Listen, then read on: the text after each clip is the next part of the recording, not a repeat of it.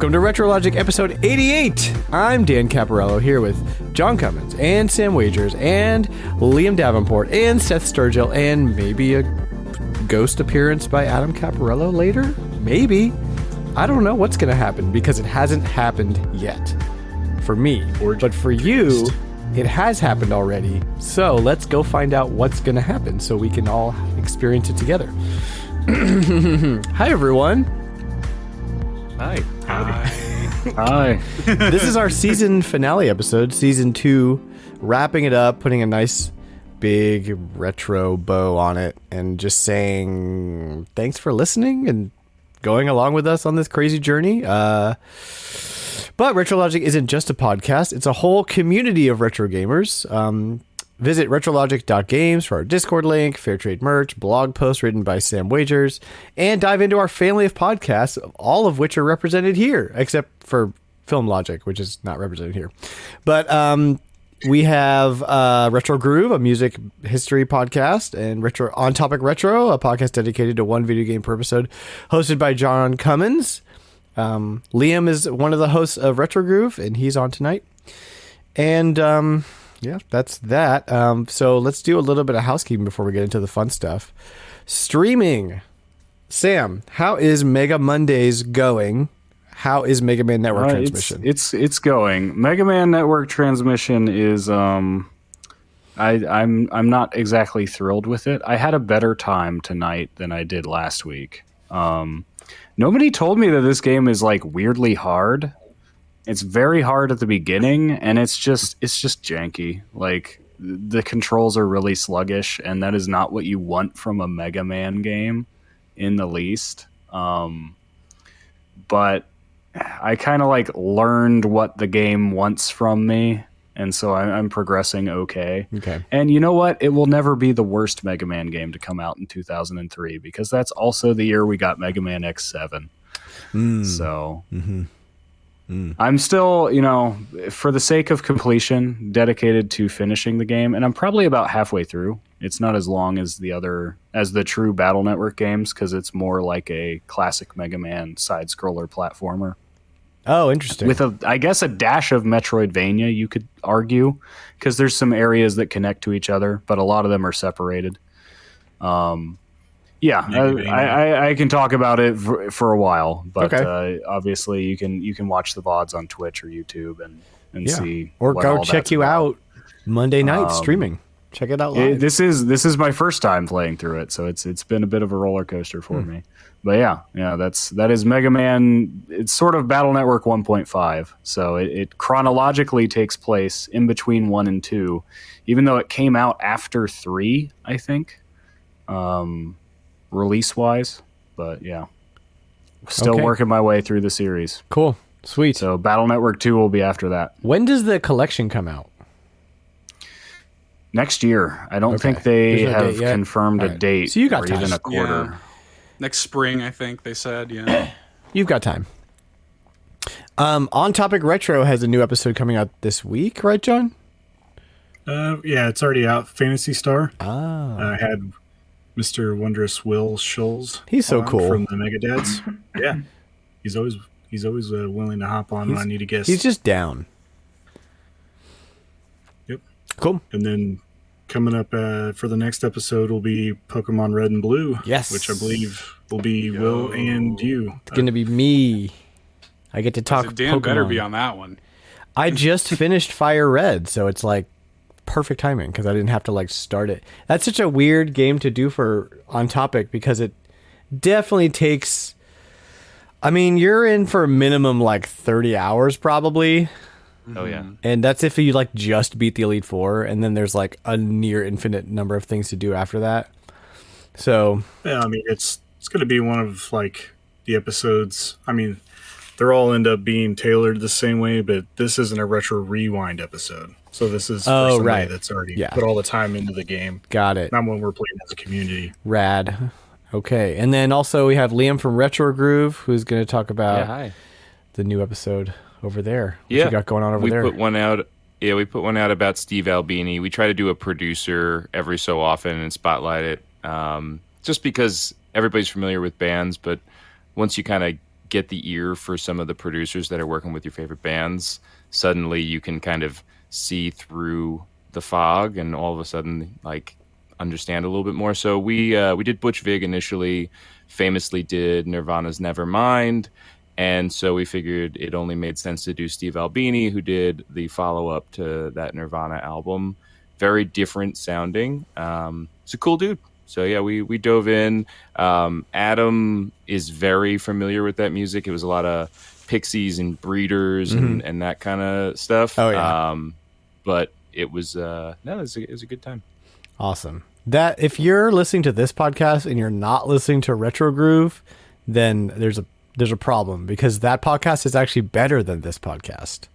If you didn't, I don't know if you knew that. Well, thank you. Listening to the wrong show. No, but seriously, I look forward to listening to every episode, because you guys go like pretty deep and you always introduce me to new music. So it's like just always a great time over there. Retro Groove. Cool. Available where all podcasts are sold. And then finally we have Film Logic, who we don't have a representative from Film Logic on. Ambassador is not on tonight. Hi, Ambassador. I'll get you on soon. I promise. But Film Logic had a mini episode this week about the Super Mario movie teaser, which was just dropped and is being received very well by mostly everybody, which is like honestly the most shocking thing I've ever seen happen on the internet. Incredible. Is that, like, almost unanimously, everybody's like, hey, this is pretty good. Instead of like... I mean, people were prepared to hate it. Oh, yeah. Yeah. That's the shocking thing. And they came out and they were like, oh, okay. I mean, most of the love goes to Jack Black Bowser, who is just... Perfect. Yeah. I feel more sympathy towards the Penguins than I think most people do. Like, I want their vengeance to be realized. I also just think like the Charlie Day Luigi pairing we have not seen realized yet, and it has a lot of odd potential to it. I cannot wait for Luigi in this movie. I mean, I think the throwing in the like very slight Luigi's Mansion sort of like Easter egg at the end was like a good move. Totally. Because that's what a great pretty sequel that could be. Oh, for sure. Yeah, that's a pretty passionate fan base that loves to see Luigi getting in trouble. So, I just want to hear Donkey Kong. That's like, that's all I want. Ready for that Seth Rogen Donkey Kong? I want Seth Rogen Donkey Kong, and I want sound just like Seth Rogen. I want Seth Rogen. What's his name? Yeah, I'm still a little worried about that one. Yeah, same. It just doesn't. He's gonna talk. Yeah. Well, I mean, I'm honestly hopeful he's not going to talk much. He's just going to go communicate maybe in grunts and it won't be hoots. a grunt. It'll be that Seth Rogen laugh. It'll be that Seth Rogen laugh. Seth, that was really good. It's a Seth thing. That was awesome. Who's Cranky Kong again? Fred Armisen. Fred Armisen as Cranky Kong. Yeah. I'm weirdly almost more excited for that, because Cranky's got some personality and some lines, and he talks a lot in the games. Anywho, let's do our icebreaker, and we're gonna start it off with Sam per usual, who's been playing stuff and buying stuff. So Sam, you can take it away. What have you been up to, man? So just one purchase since last time.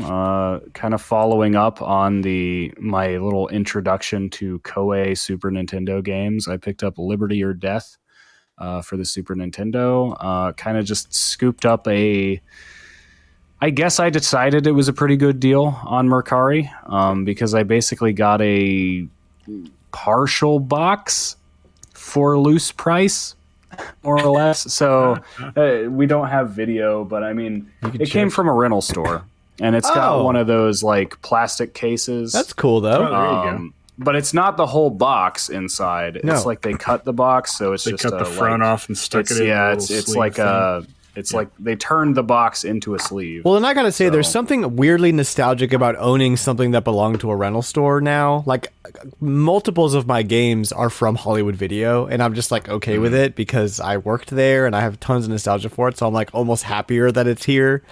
So I get that. Yeah, I haven't had a chance to play it yet, but from my understanding, this is there is this era Koei historical strategy simulation game, and they pretty much did it with different settings. So this is revolutionary United States, British colonies. Yeah. But basically, just transposition the same as Romance of the Three Kingdoms to that instead of Three Kingdoms China, instead of Warring States Japan, your revolutionary U.S. colonies. So there's not a lot of games set in that time period though, so that's kind of cool. This is a handful. You got the Assassin's Creed and you got. I mean, that's it. This and name one more. Yeah. Somebody name one more. Risk. There you go. That's not. I don't know that that's overtly. Is it? That's more like the spirit of. I don't know. The time it's like period. It's got cannons stuff. I'll take it. As for what I've been playing, I already mentioned network transmission. So as I said, that's been kind of a mixed bag for me. But I think it's interesting. It certainly it tries some things. Mm-hmm. They don't always work, but. It does have a lot of shout outs to classic Mega Man, I've noticed as well. It's kind of weird because Battle Network usually has their own takes on things, and they just like inserted random enemies from NES Mega Man games into here. I mean, they're still 3D, like cel shaded 3D 2.5D rendered, but they're not redesigned, and they're just the exact enemy from NES Mega Man. As well as references, like they make some of the enemies behave the same way. They pull a lot of like level design elements, like the disappearing blocks, as well as things like there's an Elecman stage that, because it's Elecman stage, they pull the little like timed lightning traps that Elecman has in NES Mega Man. Yep. The soundtrack quotes from NES Mega Man tunes a lot. Like there's a lot of little references buried in there, which honestly confuses me a little more, because I think if you were somebody who initially didn't like Battle Network and you were a fan of classic Mega Man and you played this would not change your mind. But so weird. It seemed like they were trying to win those people over. So like I said, it's just a mixed bag. Yeah. But I'm happy to play it for completion's sake. At some point, there aren't actually that many Mega Man games I haven't played. All I'll be missing are Japan only games. It's a GameCube game, and you're not really selling me on it. Like I would only really buy it because it's a GameCube. No, game. I mean there's so many better things on the GameCube. Yeah. To be honest. And the funny thing is, this is at a time when so many Mega Man games were coming out. There are so many better Mega Man games. I joke that, it's not the worst Mega Man game to come out in 2003, but there were like 5 of them. And 3 of them are better. I get this one confused with Command Mission? Command Mission, which is like Command Mission X, I think. Yeah, it's like an offshoot of the Mega Man X games. Yeah. Has anybody played that one? Command Mission? No, I have it sitting here. That's been in the backlog for a very long time. Have you played Mega Man X Command Mission, Sam? I have. I haven't finished it. Okay. That's like a turn-based RPG, right? Yep. Okay. Is this like around the same time as like Powered Up and Maverick Hunter? Those were later, I think, because those were a little bit later. Oh, that was DS era. Well, I think Powered Up was like PS1 originally, wasn't it? Powered Up is PSP, right? I thought it was the PSP one. PSP, yeah. I thought it was ported to PSP, but I thought it was originally a PS1. No, it's PSP. Okay, maybe. I don't know why I'm thinking that. What else, Sam? So I've been playing that. Still playing a ton of Splatoon 3. Though I'm kind of like at a point now where I'm like, okay, maybe I just need to ease up, because I made it to S rank and got into some very intense matches. And it's weird because in Splatoon 3's ranking system, you cannot rank down. At least I have seen no indication you actually can. Your rank points can go. Well, your rank points will go negative, and they'll just be negative. And you can actually, I've seen some screenshots actually from like a Reddit post that was like this other streamer that got to S rank, and then she was sitting at like minus 1,827 rank points. Like, actually losing more rank points than if you were still B rank. Well, are there seasons? But like, is it going to reset at some point? I don't know what that means, but it's weird. So I went negative, and I was kind of like on a lose streak after I ranked up. I finally managed to claw my way back to positive, so now I'm sitting at like 60 rank points, and I'm like kind of afraid that I'm going to go negative again. So I'm like, maybe I should just not. Or like only play Clam Blitz because that seems to be where I win the most. I just play Salmon Run. I just love Salmon Run, man. Yeah, Salmon Run. I haven't. You know what Salmon Run is for me? Maxed out Salmon Run ranks yet. Salmon Run is my like palate cleanser because it's just like. I mean, it's like it's chaotic and it's difficult, but like it's kind of just like I get a random weapon, try it out, whatever. No, you know how Dan feels about Clam Blitz can go die. It's the worst. It makes no sense. Jesus. I can't. Every time I try Clam Blitz, I'm like, I'm just going to give it a try. It's a total disaster. But do you like clam strips? Yes. The clam strips are cool. good. Well, I do still maintain it needed to be called Clam Dunk because that's an obvious pun. I know. And the basket is a basketball hoop. Like it's more like... It's not football. I guess it's Clam Blitz because clams are football shaped, but like, you just come on. Loosely. Yeah. Clam Dunk would have been so much better. Clam Dunk is really... Anyway, since I was backing off of that, and I was like, I kind of had the paralysis of like, what do I play now? Like, instead of Splatoon, I can't, I'm not streaming. What do I play when I'm not playing Splatoon? And I eventually, like, I literally had forgotten that I was still trying to play Majora's Mask, but eventually I remembered, and I'm like, yes, I never beat Majora's Mask. So I went into the NSO app, and I booted that up, and figured out what I was doing, and cleared the Great Bay Temple. Nice. And then, so that was like Wednesday night, and I think like Saturday night, Sunday night, I made some more progress. I got the Gibdo mask, was like the last thing I did. Do you not have the 3DS version? No, I don't have the 3DS version. I think most people would enjoy it a little bit better if they try that one versus the original. Yeah, the emulation on the NSO is good, but the 3DS one is stellar. Yeah, I mean, most people, the issue with Majora's Mask is just the quality of life stuff that's missing from the original. It's kind of hard to stomach all the things. Well, I mean, if you're playing on the app, saves aren't really an issue, at least as far as that goes. Yeah, and I've heard mixed things about the 3DS version, like some weird things about it. Some purists don't like it very much for various reasons. There were like some button swaps, but like they actually we have the expert here. We have Seth here, so. Well, it's like it's little tiny stuff. Like people are like, oh, the animation for the Zora when it swims isn't as good, and I'm like, all right, get over it. Like it's not like this is the 3DS. Come on. Who cares? I've played the game before, and I never had a good time. But I have the strategy guide now. So I'm thinking maybe next year is going to be the Super Metroid of 2023, where I go back and play a game I never played or didn't like, and play it with a guide, and maybe that helps. I have been shamelessly using a guide because I want to get all the masks. Yeah, you have to. And this is one that just like the main like quest line. Assuming you aren't trying to get all masks and get the Fierce Deity mask at the end, is like the game does a pretty good job of nudging you there.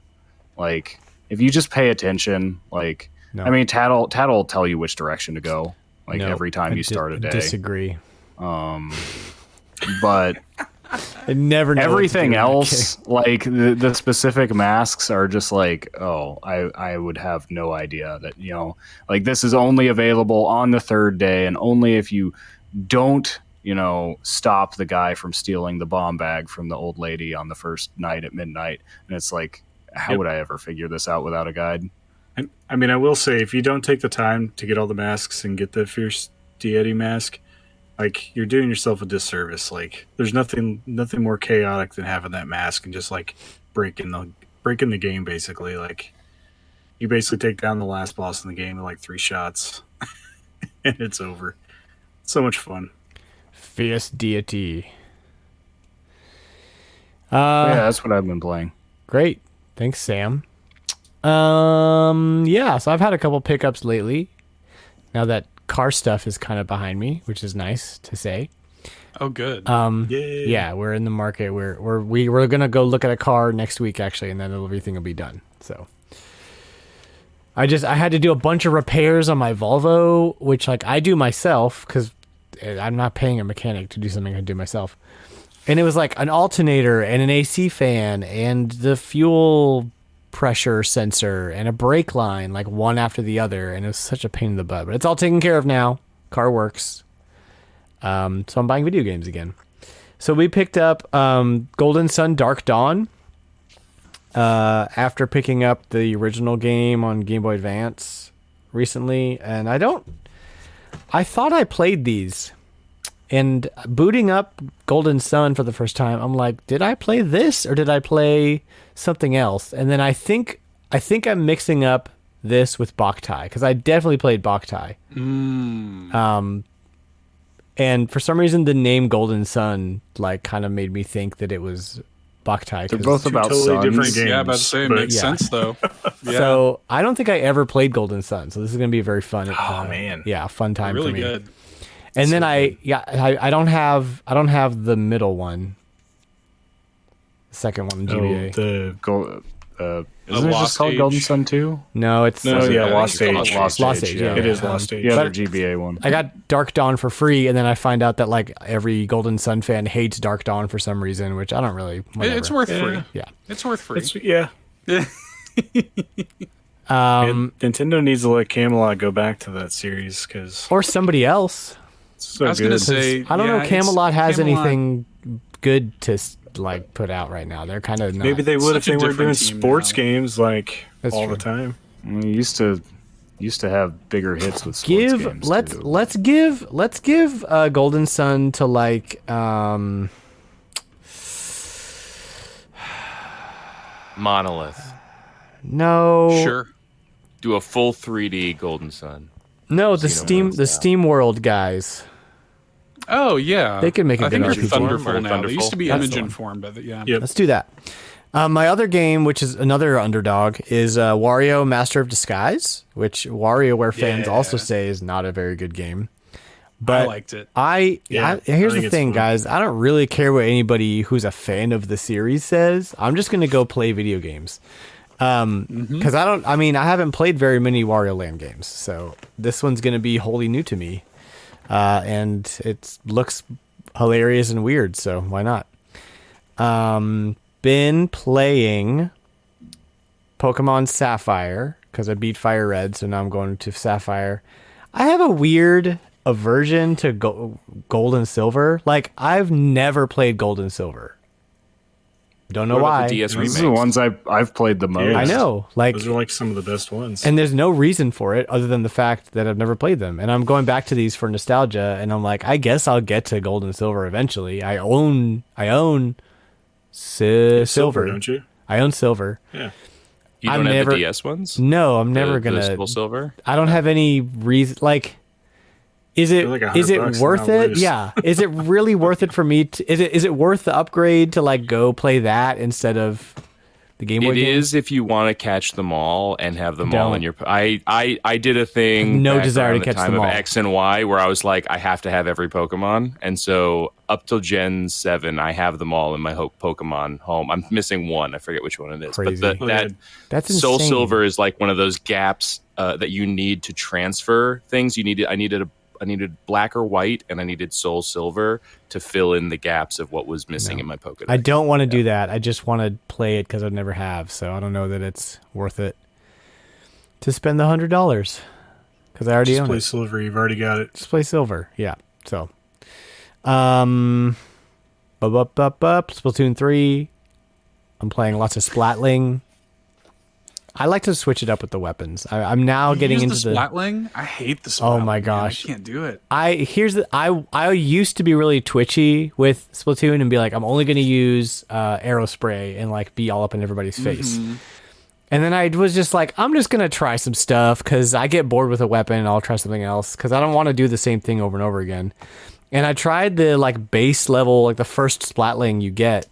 And it was much slower, but because it's just such a long throw, you're never in anybody's face. So, I mean, people come up and surprise you, of course, but it's just very methodical, which I'm like, okay, I could play like a bit of a slower Splatoon game, you know, and like throw the sprinkler around and whatever, and just have fun with it. And like, yeah, like it has the most innocuous sub weapon, which is a sprinkler, and the ult, which is the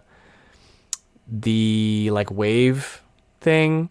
Oh, right? Yeah. Which is just like, those are just really annoying. So really, I just go around being annoying, and that's like, Wavebreaker's really helpful in a lot of the ranked modes. I know, man. Salmon Run, I'd pick it over a lot of them. Yeah. Oh, I love it in Salmon Run.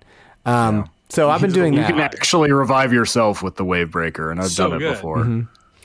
Mm-hmm. That's about it for me. Oh, Dan Cave is coming back. We're working on it. All the games are all up. I put Xbox right up here so I could always be looking at it. Dan Cave 3.0. 3.0. I mean, it's pretty much just 2.0 still. There's nothing that's that different. Got a couch since last I was in here. So it's cool to like be separated from it for a while and come back and be like, oh yeah, it's like fresh every time. It's like Christmas every year. It really is, opening totes and being like, oh, I bought Sin and Punishment like 3 months ago. Forgot about that. So that's about it for me. John, let's go. No John, huh? Okay, let's do Seth. I see John. It just says John offline. Yeah, he's offline. That's okay. He'll come back. Good old Zencaster. Yeah, hi. I'm here. I feel like people are gonna be like, why is Seth here? I'm like, I'm the unofficial host, unofficial co-host. So I was happy to If anybody has a problem with Seth being on here, they can talk to me about it. Let's go. Let's go. He's an unofficial host. Unofficial co-host. Unofficial guest. Unofficial guest and unofficial co-host. Uninvited. I mean, he just showed up. We didn't even send him the link. He just appeared. I feel like we opened up the room. He was already here. I don't know. If you're familiar with Nintendo dads, he's like the Tim of like this side of the internet, where he shows up. He is always like a welcome face and voice, and then he just vanishes into thin air, and nobody knows. Manifest. Yeah, he's not even real. He's just a figment, a phantom. I was always here, and I'll always be here. So for me, I didn't really, I'm sitting here, I'm like, man, what is it like to play video games, man? I don't really get a lot of time to play games these days. I know, man. I have been playing Splatoon. Splatoon has, I still jump into that probably once a day and try to do a little something. Got Nier Automata, been playing Nier Automata on Switch, and that's really cool. It's a great port. So if anybody's had any, about to say, dude, if anybody's had any like reservations about the Switch port, it's super good. Don't hesitate. If you've never played Nier Automata, it's one of my favorite games of the last generation, and the Switch port is super, and it's cheap. It's like $40. Like, it's not a full price release. Really good. Adam's been singing its praises. He's picked it up too. So I might be dipping into that. But it's great. Mario and Rabbids comes out soon. I don't know. We'll see. Yeah, I'm not sold. Yeah. So I know it's a bit of a genre mix, but what I see a lot of there gives me a lot of impressions like Devil May Cry, Bayonetta, action gamey. I mean, stuff. It is not. It is Monolith, or no, not Monolith. It's Platinum. Platinum, yeah. So I would say that I would say maybe 60% or so of the core, like the main component of the game is hack and slash, Bayonetta, Devil May Cry sort of vibe. But it also has some really interesting, you're never doing the same thing for long. Every 20, 30 minutes, there's some sort of genre shakeup. The game, when the game opens, it doesn't even open that way. It actually opens as like a shmup. Like you're playing Ikaruga when the game opens. It's wild. And then all of a sudden you're playing like this 3D twin stick shooter, and then all of a sudden it becomes Star Fox, and then all of a sudden it becomes Diablo. Like it's never the same thing for long. And that's kind of a Yoko Taro thing just in general. The game has like 15 different endings or something like that. You know, it's like just this wild, crazy, but it also tells like a really deep story with like great characters. The music's phenomenal. I love that game. I mean, thinking about it, like it reminds me a lot, and this, I think of Astral Chain, because Astral Chain was kind of similar. It was a little different from that, but still that. And like, I took a chance on it, and I liked it at first, but by the time I was done with it, I was like, I am very done with Another platinum game. That's fair. Yeah. And yeah, well, and you maybe just don't vibe with that style. And that's okay too, because another thing that I think is really interesting about Nier is the kind of in the way that like shmups will have, you know how in most shmups you'll have some sort of pod or some sort of thing that is like a secondary fire or something that is always adjacent to your ship. Like they integrate that into just also the hack and slash game. Like you just also have this secondary thing that has a bunch of different abilities of its own that it can trigger, and it's really, I don't know, it's cool. I like it a lot. And you know, there's some really good moments. Some of my favorite moments of the last generation happen in that game. When you get to the carnival in that game, oh, chef's kiss. Great game. So that's out on Switch. I really enjoy it. I want to shout this out though, because the only retro game, and I just happen to have it on my desk, and this is why I'll grab it and show it to you guys. Have you guys ever seen or heard of Master of Illusion on the Nintendo DS? Seen it in my local, but I don't know what it is. I've heard of it. Don't know what it is. So I don't know what it is either. However, the logo is the classic Nintendo logo, and this is what we reference in the All In logo.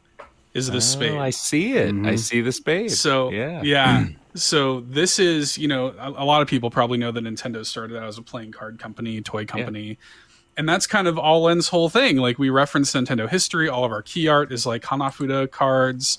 And we parody that spade with our logo. So when I saw that there was a game that included that kind of Nintendo history of the play, I was like, I gotta have it. And it was like $8, you know, so I picked that up. But that's like the only retro purchase that I've made recently. What are video games? What are they? John's back. Yeah. So do you want to do your bot played Icebreaker thing now, John? Sweet, yeah. So I finally got my Retroid Pocket 3 in that I bought. I think the end of last month. Or no, wait. It's October now, guys. Jeez, like time flies. Yeah, it's ridiculous. I bought it at the end of August, and I received it a couple weeks ago, and I've just been setting it up for anybody that hasn't been in the Discord and seen all the things that I've been throwing up on it. It's basically just a Android handheld device, similar to like a phone, but it has built-in controls. It really looks a lot like a Switch Lite. But it is capable of doing emulation. It's really good at... I've actually been using it, not as much for emulation as I thought I would be using it for, but I've actually been using it to remote play my PS5. Oh, yeah. You said that. They said that works pretty well. Yeah, and it actually streams Game Pass pretty well for like just a little... Like it's better than... Like I've got the little... Well, you guys can't even see, but just a little controller thing that slides over your phone. I'm not really that big of a fan of those because you have to like get it out, set it up, put your phone in it and all that. But this is something I could just keep at my bedside, and like whenever I'm getting ready to go to bed, I can pick it up. I can play my PS5 from it, or I've also been playing through Ogre Battle 64 on it using emulation. Yeah. But yeah, it's just kind of like a jack of all trades device. Like I've really been enjoying it. It's got a nice 720p screen that's really colorful and vibrant. And it's like almost a 5-inch screen, so it's almost it's almost like playing the original Switch, screen size wise. So definitely recommend anybody that's looking for something like that. If you have any questions, just hit me up in Discord and I can iron it out. It's really cheap too. I was kind of throwing around the idea of grabbing a Steam Deck, but I was like, I don't think I'll use it as much for like what I would intend to use a Steam Deck for. So I went ahead and just grabbed this. It was a lot cheaper. I also picked up a complete in-box copy of California Games for the NES at my local for $5. Okay. Like it's mint almost. I was like, for $5, why not? Ridiculous. Yeah. They get some things sometimes and I don't think they know how to price them, so they just like randomly throw something on there. And if you're the first one to get there, then you get the deal. California Games? Is this like the Katy Perry song? I've never heard of this. It's like one of those. There's a bunch of different sports games. There's like skateboarding and surfing. It's a couple volleyball. Mini games. Yeah, it's pretty good. Yeah, it's not bad. I have it on Genesis also. And then my Xenoblade Chronicles 3 Collector's Edition finally came in. Yo, the other thing is gorgeous. Like, I open it up and I'm like, I can't even open it. Like, I gotta like set it aside for a little while and just look at it. I guess got like the reflective background to certain things. Some of the lettering has it, and then you flip it over and it's got like holographic portrait on the backside. Yeah, the thing's just amazing. Awesome. Definitely glad that I spent. Does it come with the soundtrack? Yeah, I believe it does. I think it's an art book, a soundtrack, and a steelbook. Yeah, that feels nice, actually. Maybe I do need that. That makes me want it. It's one of those things. It's like, man, now I feel kind of like not like great, but better about wasting like 10 hours of my life trying to stay on Nintendo website to order that. That was such a crazy. Yeah. And then I also picked up Potion Permit for the Switch. Not retro, but definitely a good one. And then through a deal with Eric Plunk, I worked on his PS3, replaced a hard drive, and replaced the disk drive as well. Got it booted all back up. And trade for some Master System games. So I got Govelllius from him, Zillion 3 or 2, Alien Syndrome, and Ghost House for the Master System. Nice. Complete in box for all those. And then he also threw in a copy of Esper Dream for the Famicom Disk System. It was basically like a trade for doing his Joy-Cons, and then I gave him like a charger, I think, too, for a 3DS. we were just wheeling and dealing and getting some stuff. Love that. That's a nice trade. I've been wanting to play Esper Dream for a while, so that's been on my list. So I was glad he had it and I could just grab it. As far as what I've been playing, mostly just been tooling around on my Retroid Pocket, just putting it through the paces, just some different emulation stuff, and like I mentioned the apps before. Played almost all of Spider-Man Miles Morales on this thing. Because it's a somewhat short game, so I figured it would be a good one to like try it out. Like another thing about that, like it's not quite to the snappiness like whenever you're playing your Switch and you put it to sleep and then you power, hit the home button and power back on and you're instantly playing again. It's probably like a 60-second load window for PS5 to link up to this device, but I mean, it still feels pretty much like I can just pause my PS5, put it to sleep through this device, and then whenever I want to play, I just pick it back up. 60 seconds later, I'm right back in the game. I can't do that when I'm playing my PS5 on a TV, Like, I gotta get situated, gotta be there. So that's been kind of nice, playing a lot of games that way. But the bulk of my time I've been putting in the Potion Permit. I think I'm like 20 hours in now. Whoa. I think I'm on the last quest that they have. And I've been like, this game's like hit all the spots for me. Like, I really kind of worried about it because it doesn't have the farming element to those simulation games that I like to play. Like, I'm a big Harvest Moon guy, have been since Super Nintendo.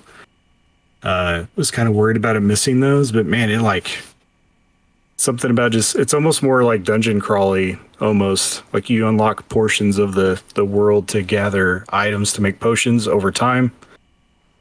And I think I like enjoy that beat more than I do the farming. Like, so I almost didn't even miss it. So, no, I totally get that. I probably will pick this up, but I want to finish Majora's Mask before I buy another game.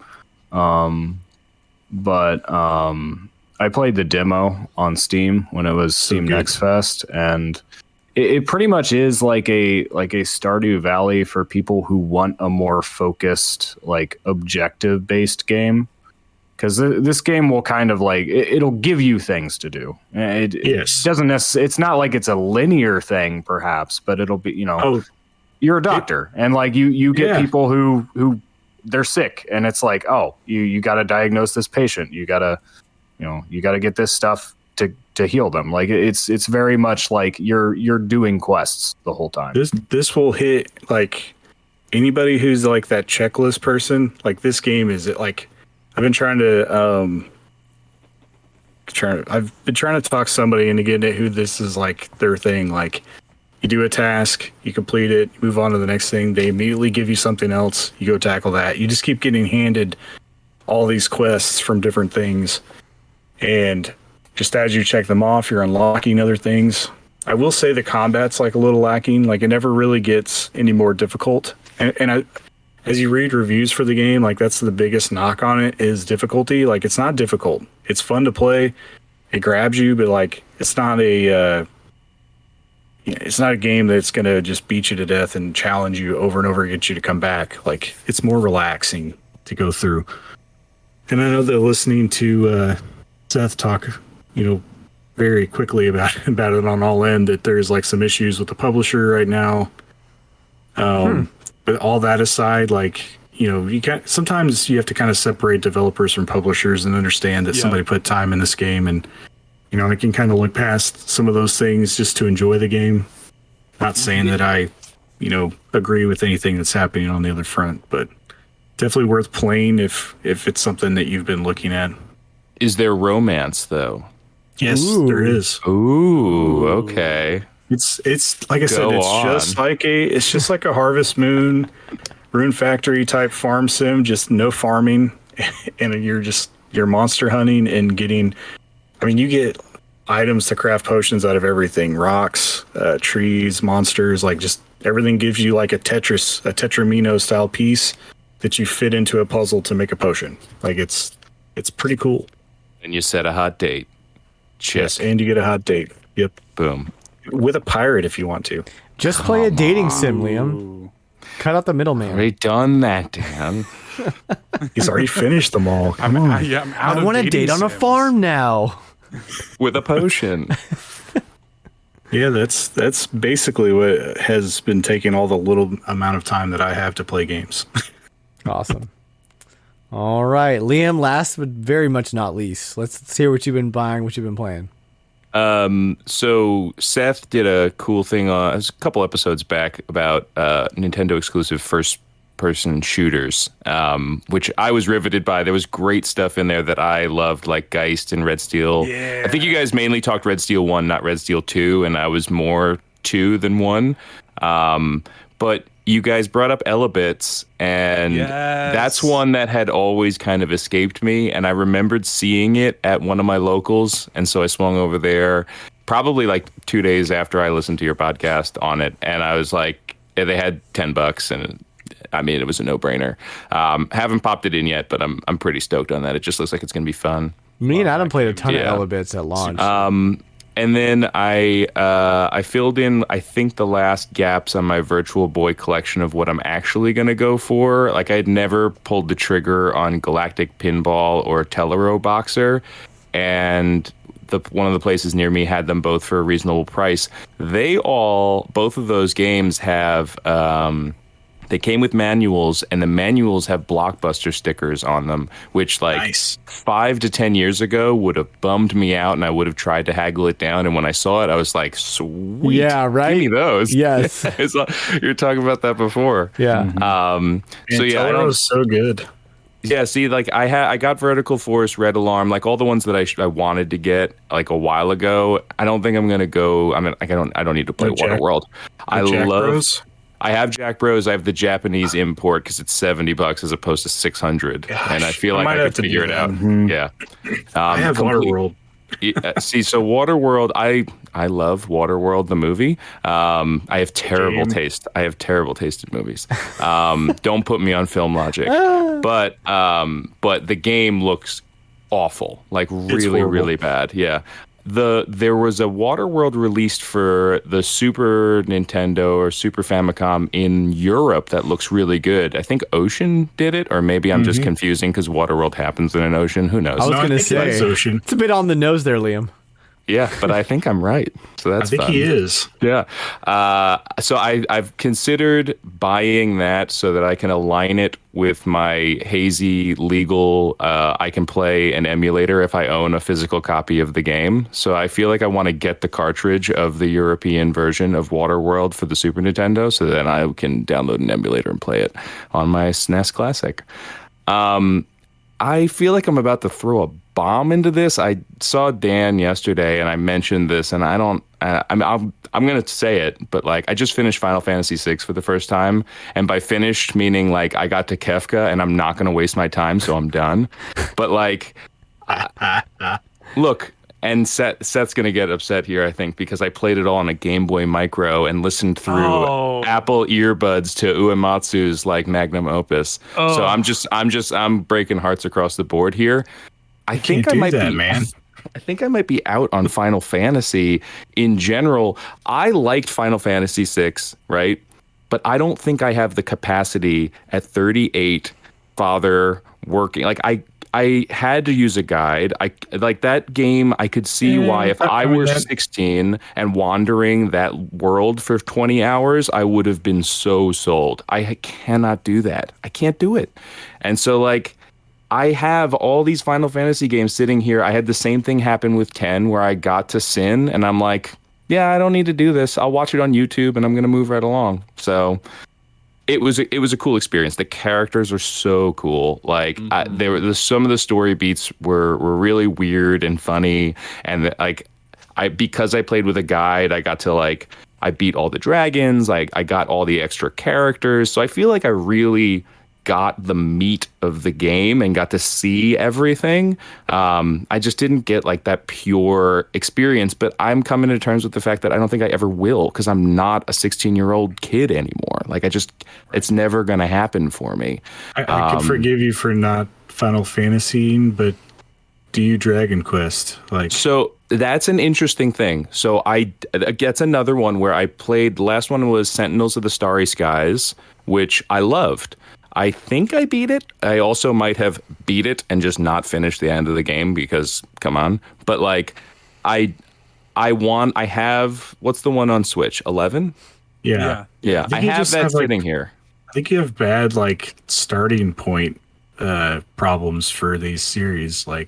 Well, no. So I played Final Fantasy 1, 2, 3, and 4 on the GBA and DS. But again, I was 21. I was just out of college. What was I doing? Working at a restaurant. I could play a Game Boy game. You know, like I mean, for Dragon Quest though, did you start with 9? I did. Yeah. Yeah. No, don't do that. But I liked 9. I mean, I think I put 100 hours into it. You know. Yeah, I'm not saying it's bad, but. Go back and play the other ones because if you really like 9, you're probably gonna like 3. The rest of them. I have 3 for the Game Boy Color. I always heard that was really good. So but I haven't touched that one yet. So I just like John turning video games into verbs. Like, hey, did you Dragon Quest? Do you even Dragon Quest? Did you Donkey Kong Country? Yeah. I mean, technically, Quest could be a verb, right? Yeah. So I don't think I'm going to sell. Like I liquidated most of my Pokemon games after I caught them all. I sold them all. I feel like I'm not going to sell all my Final Fantasy games yet, but like I don't know if I'm ever going to get. If you can't finish Final Fantasy VI, you can't finish any Final Fantasy. Look, I'm not going to take that the wrong way, Sam. I know. Yeah, I think he's 100% right. I think he's totally. You need to play right. 14, Really? No. I think it's actually impossible to finish that one. Yeah. See, 12 was the next one on my hit list, 9 or 12. I was like, if this goes over and I can do this in my current capacity, then I'm going to do 9 or 12 because those look dope.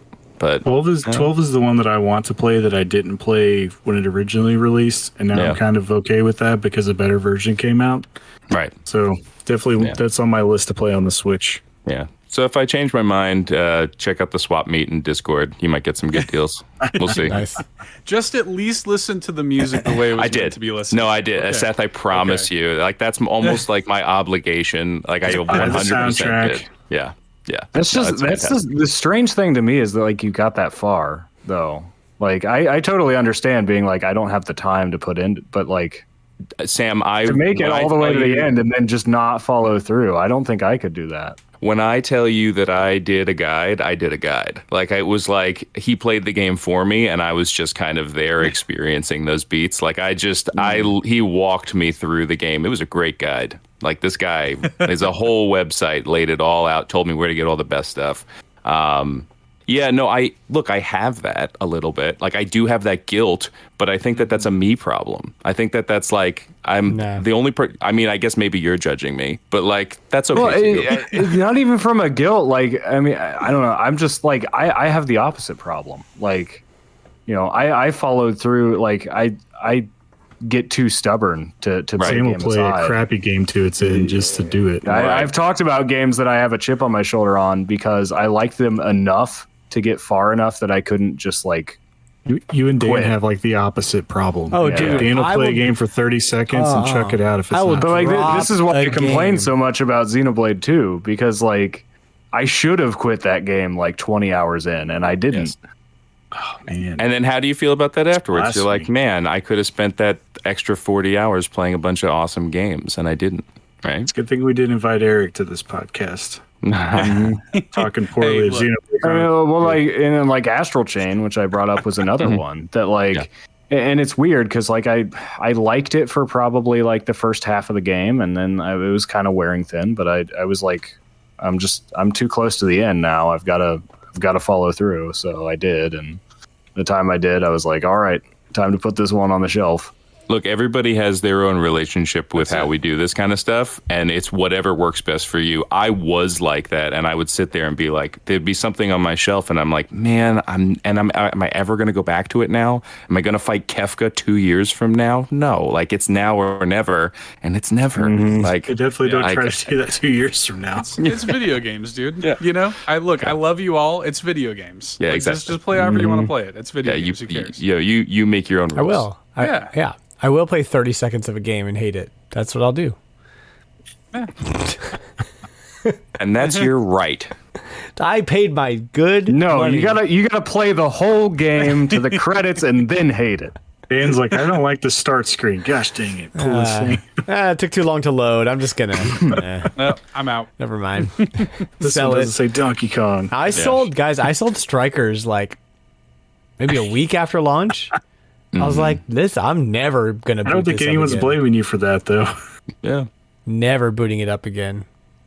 But I did just kick into Disco Elysium because that felt like a nice kind of pivot. Like I was looking for another good narrative, and I am really liking Disco Elysium. So that game is dope and weird. Nice. Yep. Sounds good to me. Yeah, I like dope and weird. Yeah, it's very point and clicky. Like I love the old like Roger Wilco, LucasArts kind of vibe, and this is just like a hungover detective in an odd dystopia, and he throws up on himself, and then you got to figure out what to do. It's fun. Yeah. Not to get off on another tangent, but that new Monkey Island's really good. I have to play that. I just finished Day of the Tentacle again, and I'm as a setup for me to play Monkey Island. Yeah, dude. Nice. Yeah. That's it. All right, yeah. Speaking of Icebreaker. Speaking of weird, let's do some do what, John? I said hour-long Icebreaker. I mean, that's why it's the season finale. You have to listen to it. And there's no topic. We're just doing this. Let's do the Price is Retro, though. Let's play a game.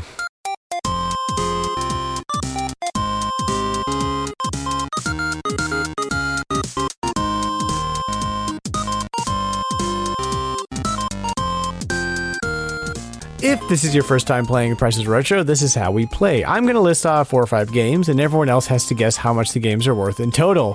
Whoever guessed the closest wins that round, and then the next person does their list, and everybody guesses on that. Until everybody said their list and guessed, and the person at the end of the game, whoever won the most rounds, wins the episode. But look out for Poltergeist. who will soon be exiting this material plane and going into the next one. He guesses $300 on each list, and if he wins the game, I have to give away a sticker from the merch store. I'll probably give away a couple stickers this week as a nice little send-off to our dear Poltergeist who's been with us. An exorcism, yeah. He's been with us for a year. He's guessed 300, a whole lot, and he won some, and he lost some. And starting next episode, we'll have a new player in the place of a Poltergeist. We don't know who that is yet, but maybe the community will help us out. And who should the next character be? I mean, we had the idea of doing like a robot, but I don't really know. I don't have any good ideas right now. Got some ideas. Yeah, we got some ideas. We'll throw some stuff out there. But, yes, goodbye to Poltergeist. He served his purpose well. It's time for him to move on to bigger and better things. So, we're going to, per usual, we're going to start with our guests.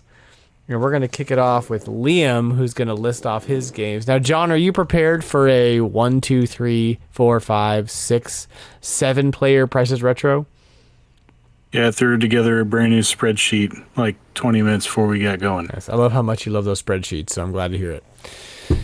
Okay, we're going to assume that Adam is going to be missing. I don't know, he might pop in. It's still on the table. Still on the table, people. Yeah, we'll see. Okay. Yeah, Liam, go ahead and drop it. Got it. So just like completing my Virtual Boy non-complete collection, I also have kind of recently done that with Wii U. I'm kind of going back over it just to make sure I'm not missing anything there, but I'm definitely not going to try to complete that thing. I just want to get the games that I want to play. You're not going to get Devil's Third? I have a sealed copy of Devil's Third. For some reason, I was like, I'm going to get that at GameStop when it came out, and I never opened it, because why would you? And it's just sitting there. Yeah. It's just like Balan's Wonderworld. It's, well, we'll see about that. You and I are banking on that, yes. John. Yeah, I've doubled down on it. I got 2 copies of sealed too. Balan. What is wrong with us? I actually like that game. I'm sure it's good, yeah. So here's some maybe fun Wii U games, but I'll never know. Let's go. All complete in box Wii U. How to Train Your Dragon 2. Book of Unwritten Tales 2. Turbo Super Stunt Squad. And SteamWorld Collection. That's it, 4. Okay. It's going to be interesting. I'm going to guess first. Mm-hmm. I'm going to say 160. And then John, you guess next. I'm going to say 150. You jerk. And Sam. $71. And Seth. I have 80. Oh. $630, y'all. How much?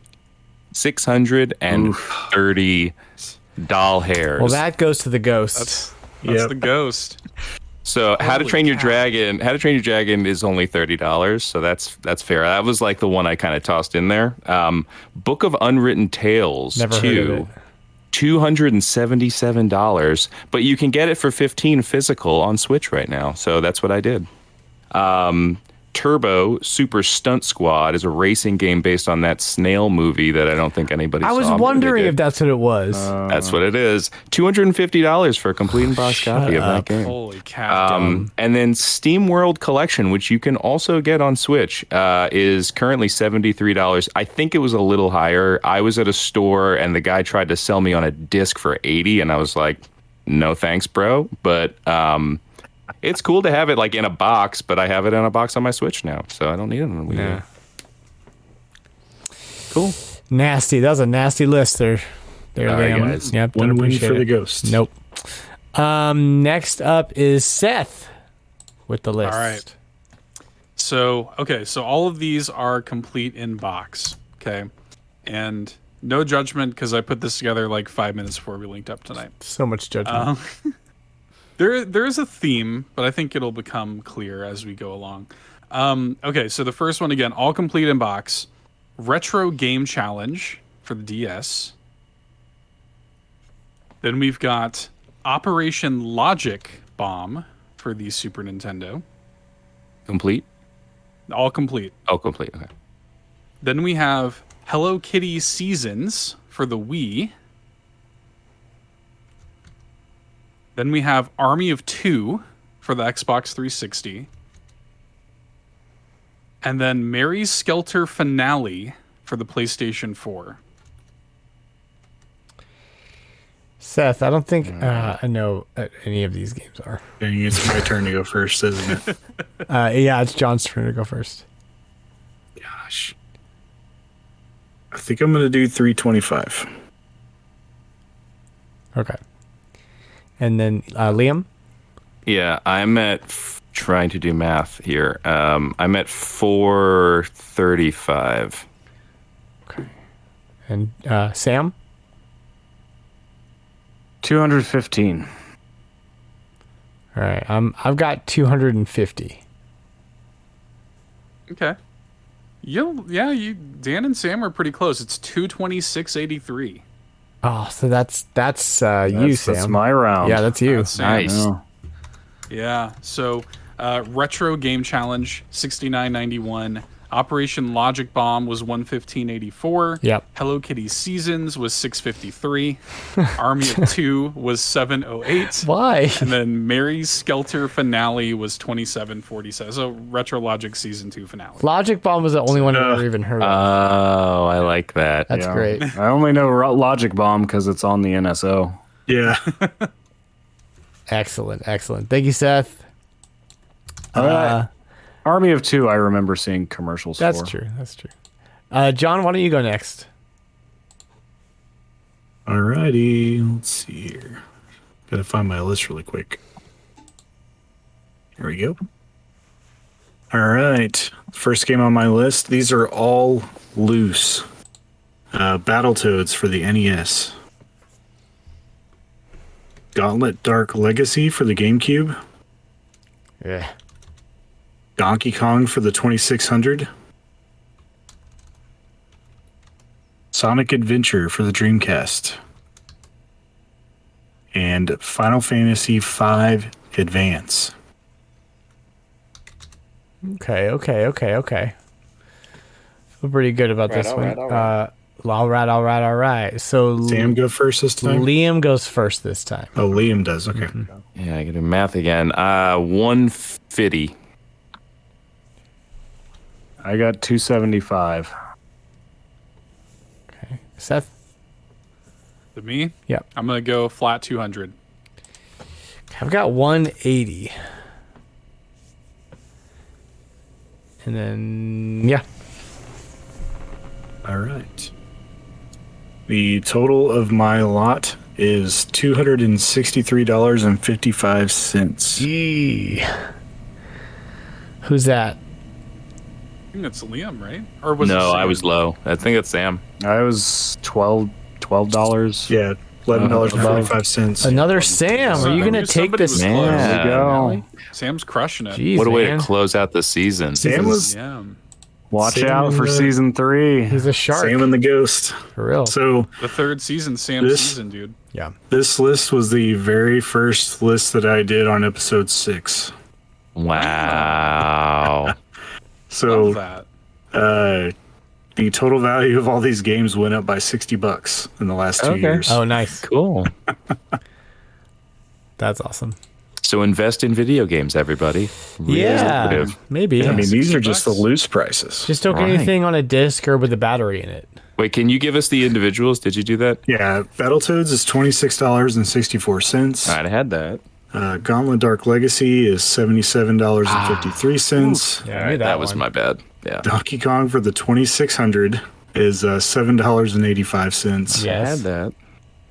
Sonic Adventure for the Dreamcast is $28.25. I thought it was And Final Fantasy V Advanced for the Game Boy Advance is $45.75. All right. I could sell that. I don't know how I missed that. I have a complete in-box copy of Donkey Kong for the 2600. Nice. Anybody want Final Fantasy V for the GBA? Nah. No, that's fine. Yeah. No, I'm good. Meh. Thanks. Okie doke. Next is Sam. your list. All right. I've got 5 games. Pretty simple October theme. Spooktober. Not Plocktober. Exactly. But just games with assorted ghosts, especially in honor of Poltergeist, who is departing. Just some games with different spooks in them. I've got Castlevania Order of Ecclesia for the Nintendo DS, loose. Grabbed by the Ghoulies for the Xbox, complete. Maximo versus Army of Zin for the PlayStation 2, complete. Decap Attack for the Sega Genesis, loose. Deep cut. And Shadow Man for the Nintendo 64, loose. All right. I think Seth goes first. Yeah. That's me? All right. I'm going to go 140. Okay. Sorry, I did quick math here. 89. I'm going to do 150. I've got 215. John? Hey, I'm going to go 225. All right. All right. The total value is 134.50. So Seth takes it off by just 550. Well, what was Nice one. Seth, what was your guess? 140. 140. That's 10 off. All right. Yep. Take it. Take it, Seth. So Castlevania Order of Ecclesia, 52.72. Grabbed by the Ghoulies, $14.11. Maximo versus Army of Zin, $30.99. Decap Attack, $19.21. And Shadow Man, $17.47. Dang it. I thought you said Maximo 2. This is the second Maximo game. Yeah. Oh, I'm thinking of the Maximo I'm versus getting them Army mixed. of Zen. Okay, yeah, that's right. The first one was That's the one I still need to play. nice. I've got them both. I played the other one last year, so it's something to get around to.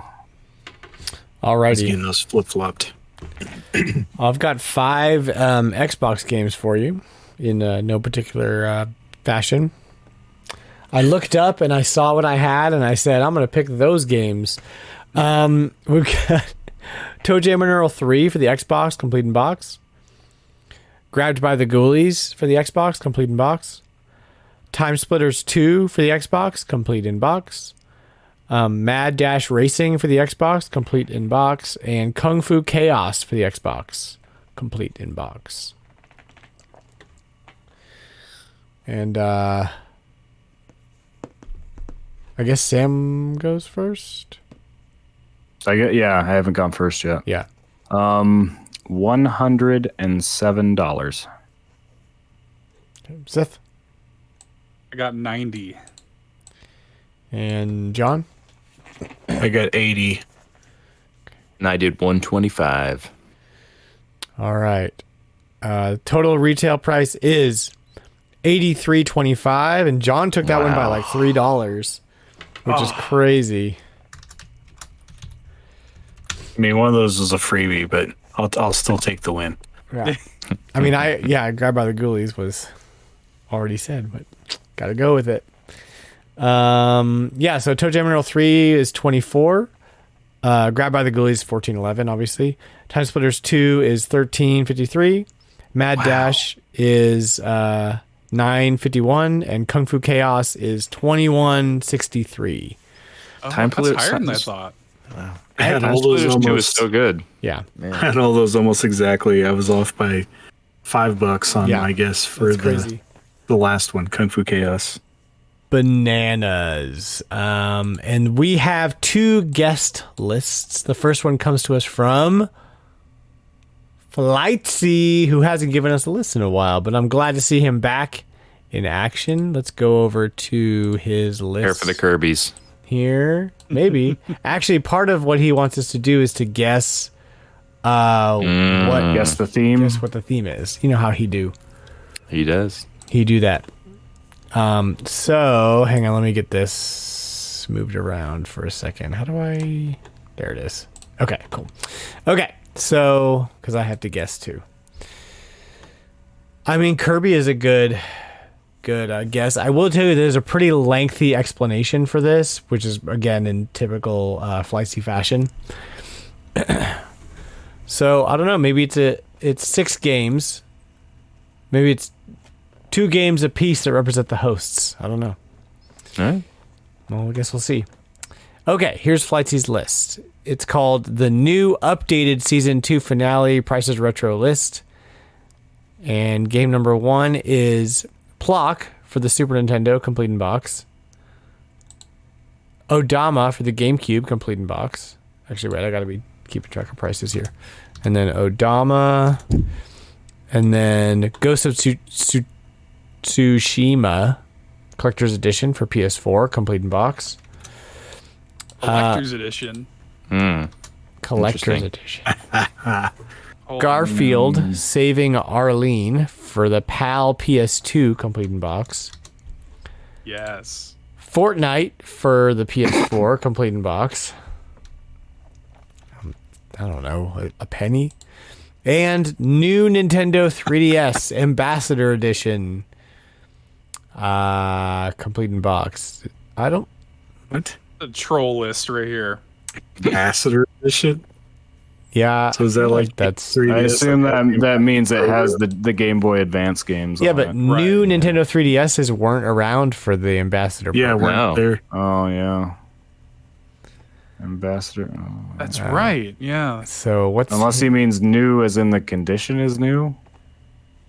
Oh. the condition is Oh. complete in box. Okay. Oh. I don't know, Seth. no idea. I'm gonna put a number down. All right. Let's do this. Okay. So the last one is a console, we're saying. Maybe. Yes. Yeah, I guess so. Yeah. Some kind of 3DS. Here we go. All right. Oh gosh. And you're up Some next. big numbers out. Hold You're up on. to go Under your first butt. again. I think You're going first now. yeah, okay. I've went all the way All around. right. So my guess would be 270. John? I'm going to say I'm going to do $800. All right. Liam? Yeah, I have 580 by my math. Oh my gosh. Sam? 750. Okay. And Seth? 885. Okay, y'all are making me nervous over here. Actual retail price is total of $1,106.84. And he just spanks every time. I don't understand any of these prices. Okay. Wait. Is that John? Wasn't John like 900 something? That was Yeah. you, Seth. That was I me. was You at got- eight- You I have was the at highest 800. guess. So Oh, John Plock was higher. complete in box is 117.82. Odama is 21.32. Ghost of Tsushima is 300. Garfield is 131.02. Fortnite is 91.72. And the Ambassador Edition 3DS is $444.96. We're going to pull together and buy Dan a copy of this Garfield game on PS2. Okay, so So I can sell it? Thank you. I had a bit of an unfair advantage with Garfield because my first pass at the Prices Retro list was going to be an all Garfield list. Amazing. So I course. kind of Fine now. knew. I opted not to bring an all Garfield list, so I did kind of have an idea of what that price was, but the rest of it, Odama was the only other game that I was fairly confident I knew the price of. The rest of it was just. I knew the Ghost of Tsushima Collector's Edition is still valuable. Like, I've looked at it recently to try to find one because I feel like I missed out now. Dang you. Bananas. Bananas. All right, here's his explanation. For some honorable mentions, Super Mario World for winning Game of GOTY 30, Sonic the Hedgehog due to how Dan voted for Game of the Year and because of the arguments it sparked about the best franchise category. Either Star Fox 64 or StarCraft 64 for when Sean Capri got them confused when giving his Price is Retro list. Now for the actual list. Number 1, Plock. It's Plock. Number 2, Odama. Although Odama Rama wasn't the next Plocktober like some might have hoped, I think it deserved to be commemorated. Speak for yourself. I'm never playing Odama again. Don't like that game. Number 3, great. Ghost of Tsushima Collector's Edition. This represents Poltergeist. The game with Ghost in the title costs exactly $300. That's pretty smart. I like Look that. at you, Flightsy. It's good. Yo. Number 4, Garfield saving Arlene. In episode 57, the ambassador asked a community couch question involving the game Garfield saving Arlene, which led Dan going on a rant about Garfield. We haven't let him live it down since. That is true. I still maintain that Garfield is dumb and boring. Number 5, Fortnite, because of the move from every week to every fortnight. Every other week. Yeah. The podcast is now fortnightly. Yeah. That's right. Number 6, new Nintendo 3DS Ambassador Edition. This is to acknowledge the ambassador and his creation of the Danverse. The ambassador's also overtaken me as the Price is Retro King this year, even inventing new games to play due to not having the time to devote myself to making Price is Retro lists right now. I reluctantly hand over my crown.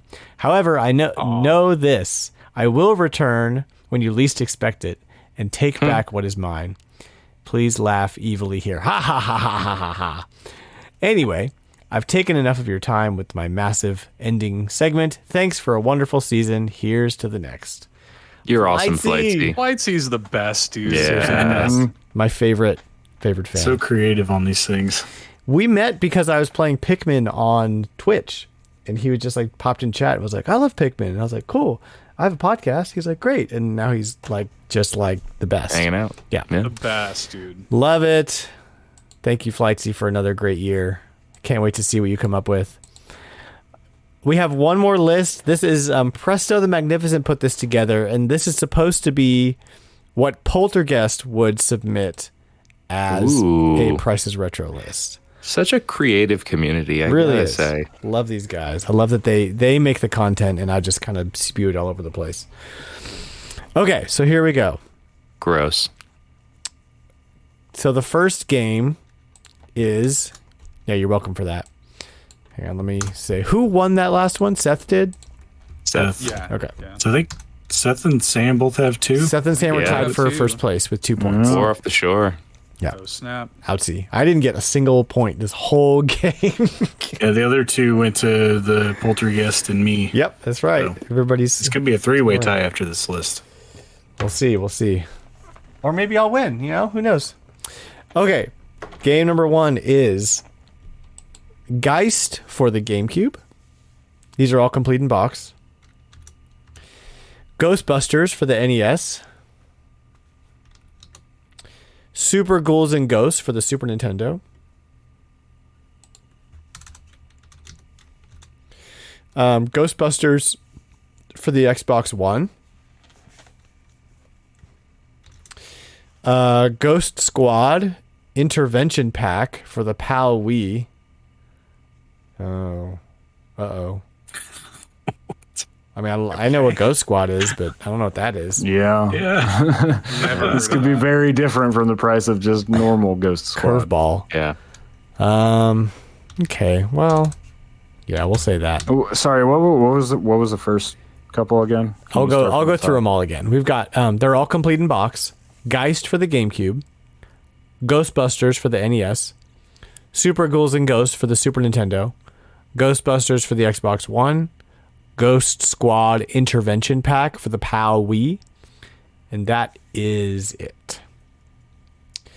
And John is going to go first. I'm going to say 280. Okay. I had 255. Okay. Sam? My math doesn't quite add up to it, but I'm just going to go out on a limb and say 333. I thought you were going 300 and you were just really going to shut the poltergust down. I was going to go 301. Look at you. 301. Box him out. Are you doing 301? It should be 299.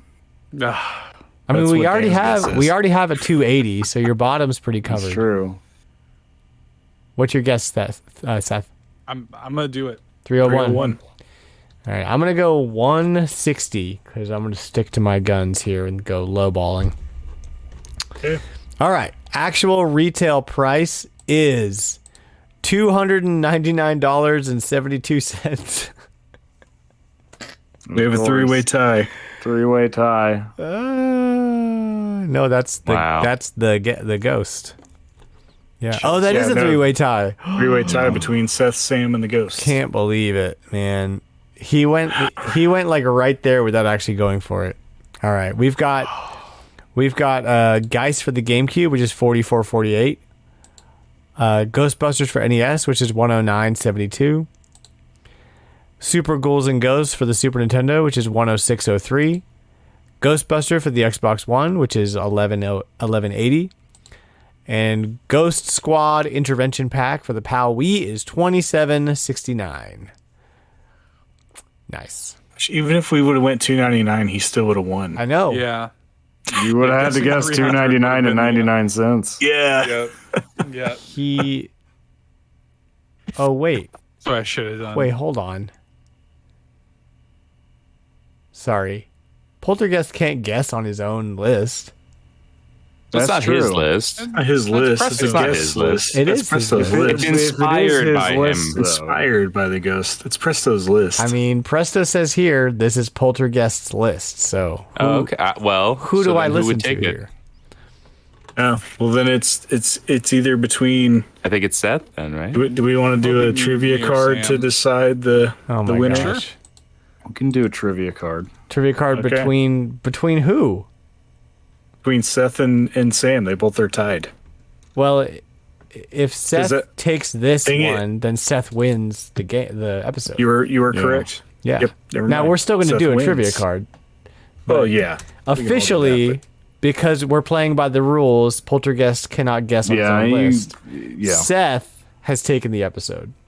I love this. Congratulations. Congratulations. Taking over. Very good. That's why we have him by on. Poltergeist. Cleaning up. Yeah. Also, a fond farewell to Poltergeist on our last episode. Maybe he'll come back for a little guest appearance. Who knows? No, he's going to containment unit. Anytime. Yeah, he's never again. He'll be Slimer.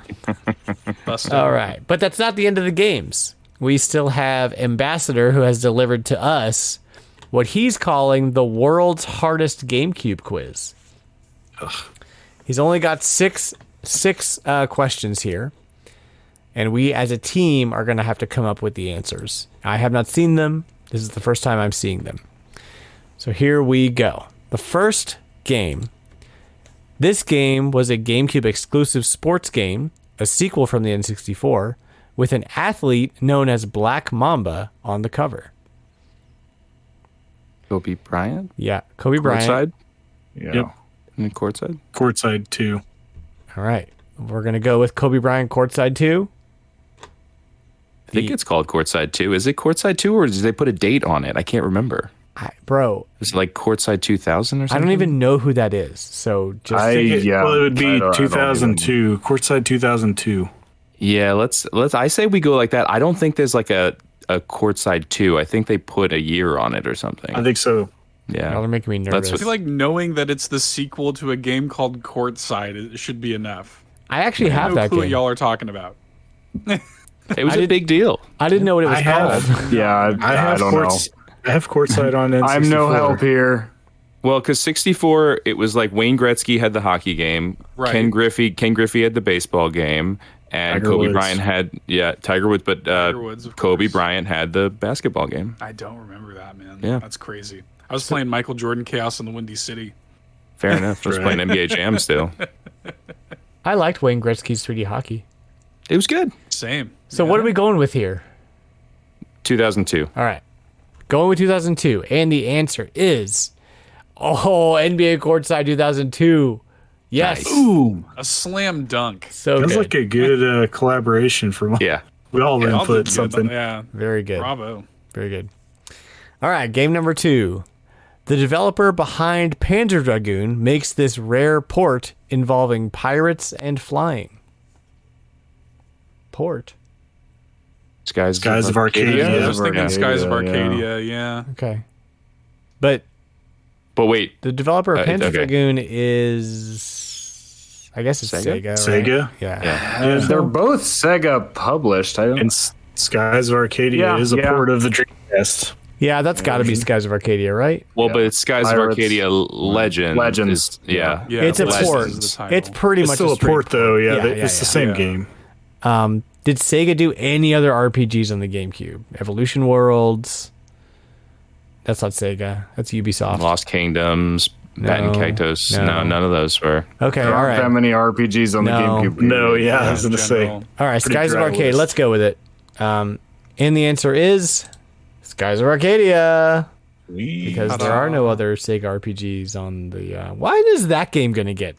I don't want to pay $200 for Skies of Arcadia. Don't want to do it. I just want to play it. We got that Tales I of want- Symphonia port. I want to give Yeah. Sega $60, not some rando $200. That's what I want to do. Okay, game number 3. An anime where you control flying puppets with spellbooks. Flying puppets. An anime spell books. where you control flying puppets. Is that Zatch Bell? That's That what I had a was game? thinking. Yeah, There was a Zatch Zatch did have Bell a game. game. On the GameCube? On the GameCube. Yep. All right, are we going with Zatch Bell? Zatch Zatch Bell. Bell was my first thought, but it did Okay. have a game. I Wow. don't remember playing it on GameCube. I There really is one on GameCube. I don't know if the game has a title, has a subtitle or something. Yeah, I've passed on it at the local.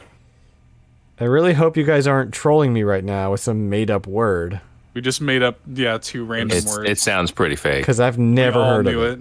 It sounds too much like Sasquatch, Satchmo. Two of you guys have never heard of it. Yeah. The majority is Okay, here. all right, I'll go with Zatch Bell. Game number 3.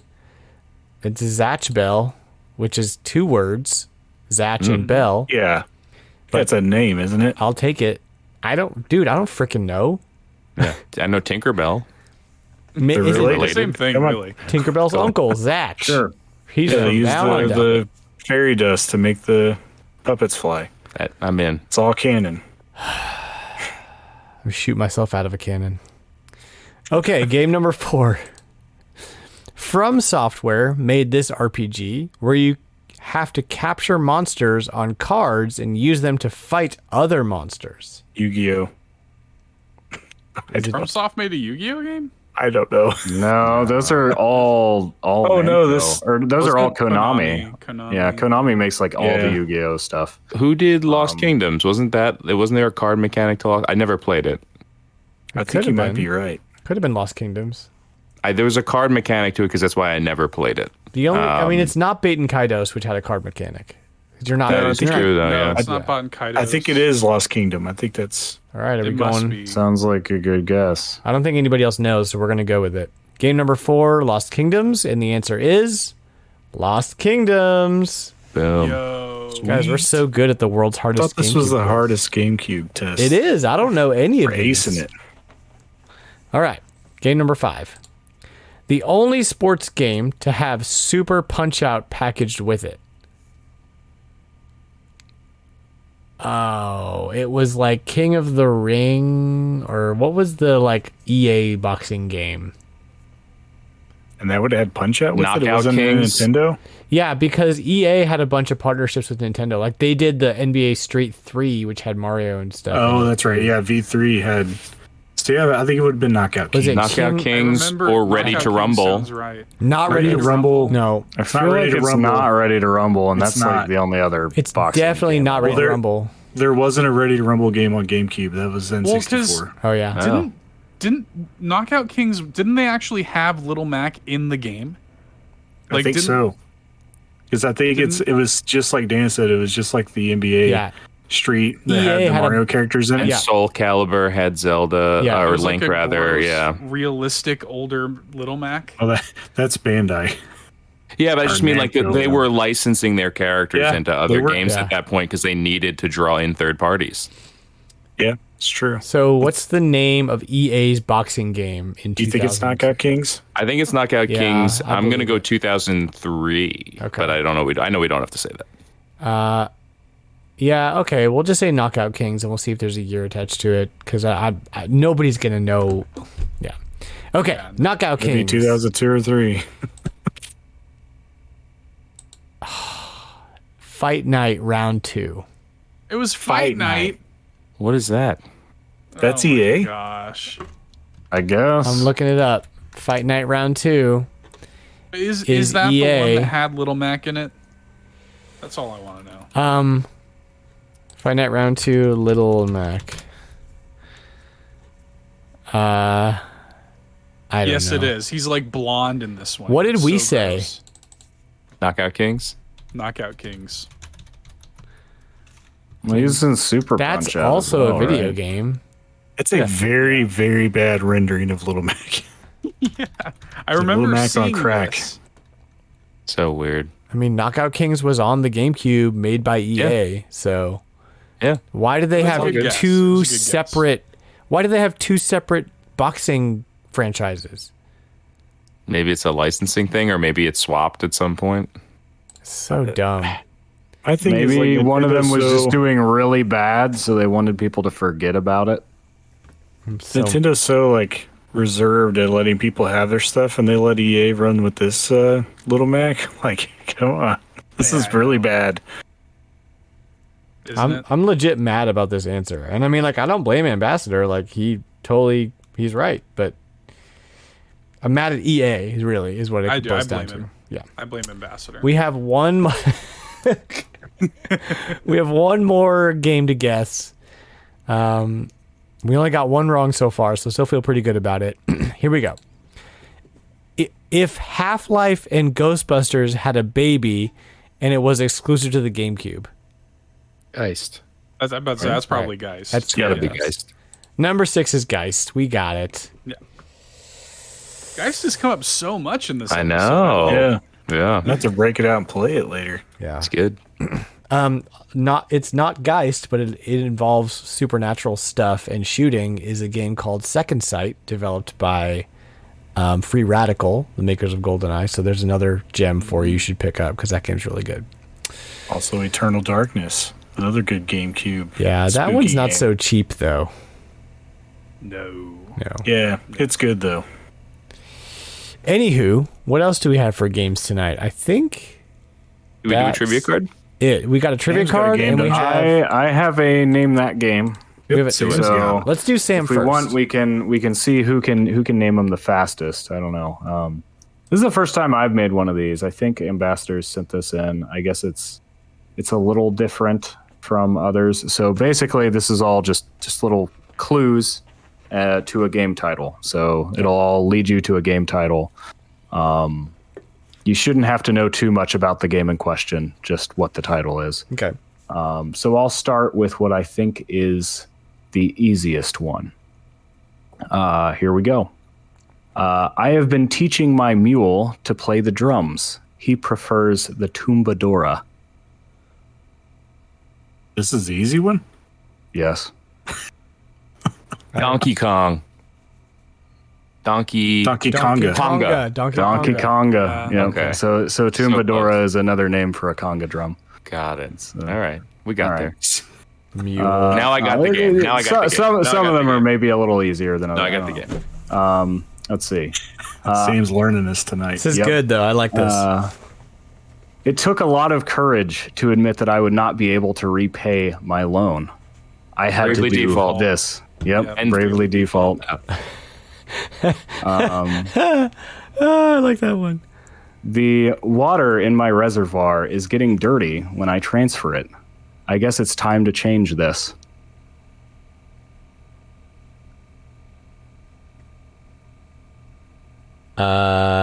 Lake, pond, bay. No. The water. Water in my reservoir. What? is getting dirty when I try to transfer it elsewhere.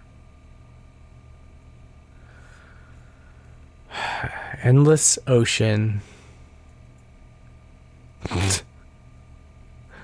Try to transfer it. Move. WarioWare smooth moves. Well, give up? Yeah, I give up. Yeah, I got nothing. All right. Siphon filter. Oh, good. Change your filter for siphoning. All right. This is Forgot probably about that game. the easiest one. Lucifer is sad, perhaps. Devil May Cry. Devil May Cry. Last one. I've been teaching my grandma how to use a computer. She's finally getting the hang of the mouse wheel. Roll. Elder Scrolls. The Elder Scrolls. Elder Scrolls. Yes. That's a good Scroll one. buttons. Elder Scrolls. There you That's go. sick. Sam, that was great. That's I like bananas. that game. Yeah, I had fun making it. That's Elder excellent. Scrolls. All right, Very now we good. can do a trivia card. Very, very No one good. Go has to ahead, John. lose. Give us that trivia card. All right, these are horrible. I just always preface that. In which country is the game Far Cry 5 set in? That's the American one, isn't it? That's the one that's Yes. in like Montana. Yeah. USA. Yeah. See, Okay. if Seth wasn't on here, none of us would have got that. Yeah. I would have been like, Cuba? Argentina? now that you mention it, I do remember there being one set in America. That's the most recent one, right? There hasn't been a think Far so. Cry 6. Yeah. So you guys are No, all there All gonna was. know this. Oh, there was? That one's that's the one what, with, like some like Cuba or something? I think Yeah, that's- I that's thought the Cuba. one with Giancarlo. Some Banana Republic. Yeah. Yeah. Yeah. Kind of, You guys are all gonna know the answer to this one. We'll just see who can get it faster. Which popular superhero is the main character of the video game Arkham Asylum? Batman. Supergirl. The Dark Knight. It's spider chick. Cheesy gaming quiz cards. Boom. Love it. You got to do them. We're gonna run out of cards someday. Season 14, we'll run out of cards. Season 3 will be out of cards. Okie dokie. That is Price's Retro Games stuff. Thanks for listening to that. When we come right back, we're going to do some Danverse. We're going to do some community discussion about RetroLogic. And got some community questions, and then we're going to call her a night because we're already like almost 2 hours into this thing. Why belabor it? So, Because we can. Because we can. And we should. So we'll be right back.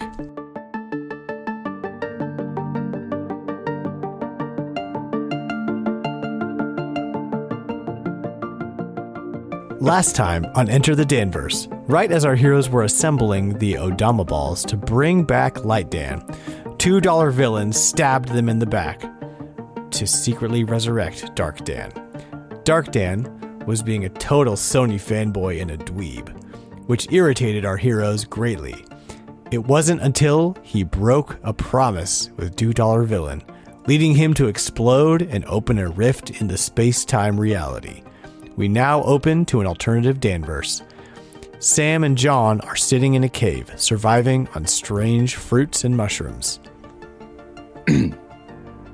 Dear Diary, I have been in this strange new universe for 3 weeks. Nothing seems the same. The world is like a Zune MP3 player on shuffle. Jazz Jackrabbit is the #1 platformer. Sony published Lara Croft Unrated as an exclusive. Metal Gear Solid is a dating sim. Pikmin has an M rating. Scorpion and Sub-Zero live in the Mushroom Kingdom. Call of Duty is a rare indie game, and Super Meat Boy has a yearly sequel. Kratos replaced Cooking Mama, and Ape Escape Country Tropical Freeze is the #1 monkey-based adventure game. I'd play that, by the way. I do not like this world. Mountain Dew has a flavor that they call Extreme Tomato. The President of the United States is Tony Hawk, and Grand Theft Auto is a text-based 80s game. To cap it all off, Dark Dan is still alive in this universe. He calls himself Danengorf, and his main goal is to bring the glory days of Nintendo back to the Philips CDI. Hey, are you talking to yourself making references that millennials are too young to understand? I just read the newspaper back at Digimon Stadium, and apparently in this world, Nintendo and Sony worked together in the 90s to create a disc-based system. That's probably the most far-fetched thing I have ever heard. Are you going to finish that tomato dew? I can't get enough of those things. This place is pretty sweet. I just came back from the esports tournament for Capcom vs. Shrek. I think Princess Fiona is my main. We need to be serious. Our mission was to bring back Light Dan and find our friends. Or we can start out fresh in this beautiful new universe. This place is a utopia, man. Splinter Gear Solid slaps hard. Do you know Frogger's a first-person shooter? Chris Pratt movies are actually good in this world. Give me one good reason why we should leave. Suddenly, the news radio chimes in. In the latest gaming news, Sega has released yet another failed Ogre Battle 64 sequel. It seems like Ogre Battle 64 was big in the 90s, but all the current remakes and spin-offs are horrible. Sega can't stop ruining Ogre Battle 64. Okay, we gotta get out of this forsaken heck hole now. Not yet. I have a theory. Light Dan died in our world, but I wonder if he's still alive in this alternate universe. We need to find him. Coming in from the shadows, a man in hipster glasses holding an 8-track makes himself known. His name is Squid Rock. Perhaps I could help you, young lads. What is it? You were standing there the whole time? Indeed I was, young man. Indeed I was. My name's Squidrock. I'm the host of the Zooncast 8-Track Hour. I believe I know of this Light Dan you speak of. The Dan in our world runs a Zooncast called Game Logic. He was a guest on my show when I was reviewing the latest death metal album from Bon Jovi. That definitely sounds like Dan. What's his favorite game console? Game console? What's a game console? What a video game system does never shut up about? I think you got some kind of mistake. Dan hates video games. But you said he has a gaming podcast, Game Logic. Oh boy, young kiddos. Game Logic's about the latest football and baseball statistics. He loves outdoor sports and getting sweet abs. I think I'm gonna be sick. Dan picking a healthy hobby? That doesn't sound like him at all. Come on. We need to see him right away. I suppose I could take you to him, but it'll cost you a pretty penny. All I have is this vintage Nintendo Tournament gold-plated cartridge worth $10,000 on price charting. Apparently, a vintage Nintendo Tournament gold-plated cartridge worth $10,000 on price charting is exactly what Squid Rock was looking for. He gave Sam and John a map leading to Light Dan's house. If we had known Dan lived next door, we wouldn't have had to give him the most rare video game in history. Well, you live and you learn. That was my game, you jerk. I was going to give him $20. John and Sam knock on the door of Dan's house. To their surprise, a very athletic and handsome man with an oiled six-pack answers the door. Alola, brotados. Do you have the latest protein powder shipment? I was waiting for you between my crunch circuits. Come on in, I need a spotter to lift this 220 barbell. Dan, is that you? Why are your arms and chest so bumpy? Yeah, you're some weird geeks who like video games. I keep telling you guys, I only play Madden and FIFA. I have to cry now. Listen, we don't have time to mess around. You are an alternative version of our friend Light Dan, who loves Nintendo 64, runs a podcast about old games, and can save the world from darkness. Wow. That sounds like a lot of weird geek stuff. How about I just show you my trophies from when I took state in regionals? I can run a mile in under 8 minutes. Random question. Do any of you know how to get this knot out of my glutes? This is hopeless. We might as well live here forever. Light Dan is dead. No, I refuse to believe that this Dan is hopeless. You remember what Light Dan used to tell us when things got hopeless. If I'm ever a brainless weightlifter who loves Madden and FIFA, then you have my permission to change my mind. Yes, and I think this is what he meant. We need to restore his love of video games. We must do it gently. Who wants to rub baby oil on my pecs? I will get the chloroform. Cut to a montage of Sam and John and Dan in their pajamas playing GoldenEye on an old CRT while eating Pizza Hut slices. They begin to get into a playful pillow fight, followed by playing Mario Party until 3 a.m. Finally, the boys end the perfect day by watching Terminator 2 that they rented from Blockbuster. All three boys wake up from their sleeping bags after a night of Hot Pockets and drawing pictures of Turok. Oh, what a wild night. We have to test him. Dan, you have $40, and you have the choice to go to a sports store or a used game store. Which one do you go to? Neither. I go to Mercari and spend $300 on a rare Donkey Kong poster. He's back! Dan stands up enthusiastically. He has new life in his limbs. All his oiled muscles have turned into appendages that can only play video games. It's good to be back. I feel like $10,000. Now that I'm back to my former self, we need to take down Dan and Gorf. Who's with me? Indeed I am, young man. Indeed I am. Have you been watching us the whole time?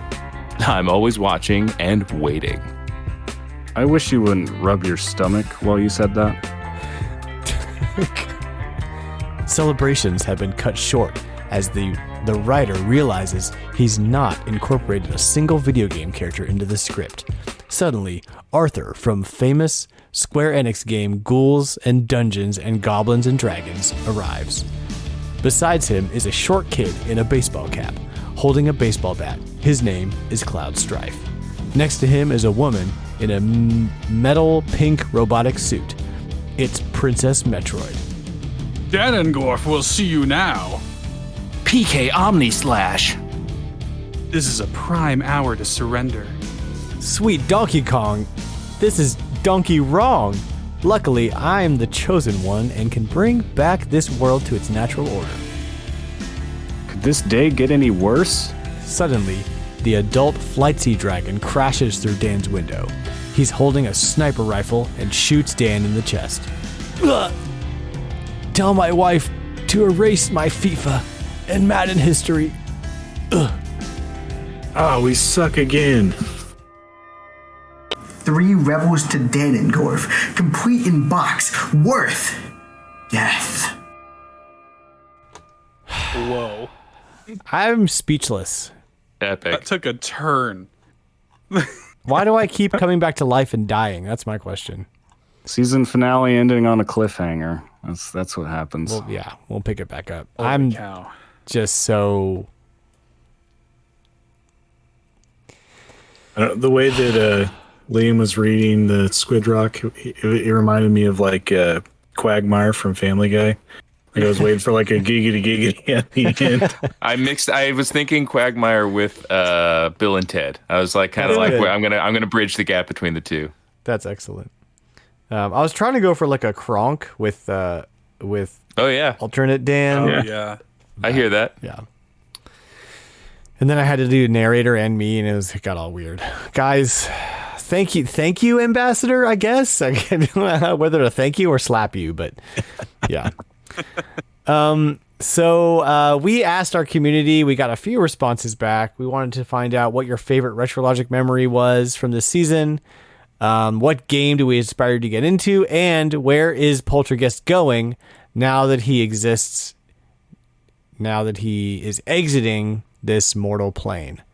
Do you guys have any answers for these? What your favorite RetroLogic memory is from this season? Who wants to take a stab? I really liked the episode that, this is maybe a little narcissistic, but I really liked doing that Wii episode. That was a really fun one. I missed that one, didn't I? I was gone for that one. You were gone for that one. I stepped in for one, and Adam stepped in for the other. Yeah, it was July. That was a fun one. It's interesting you liked the episode that I was not in there. I just never get to talk about the Wii. I wish you were there. Okay. Yeah, that's true. I wish I was there too. That was a good one.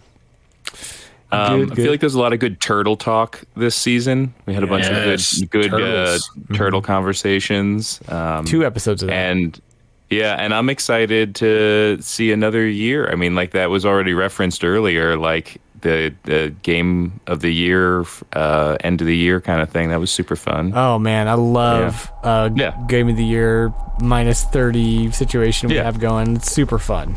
Yeah, good conversations. Yeah. I gotta say, as much as I love stuff like Garfield happening, where it's just like random throwaway conversation that happens that just turns into a beast of its own that I have no control over now. That's always entertaining. I love stuff like that. Yeah. Yes. Just like Plocktober. I mean, y'all took it over. And controller wars, man. I can't control it anymore either. I mean, Plocktober will outlive us all.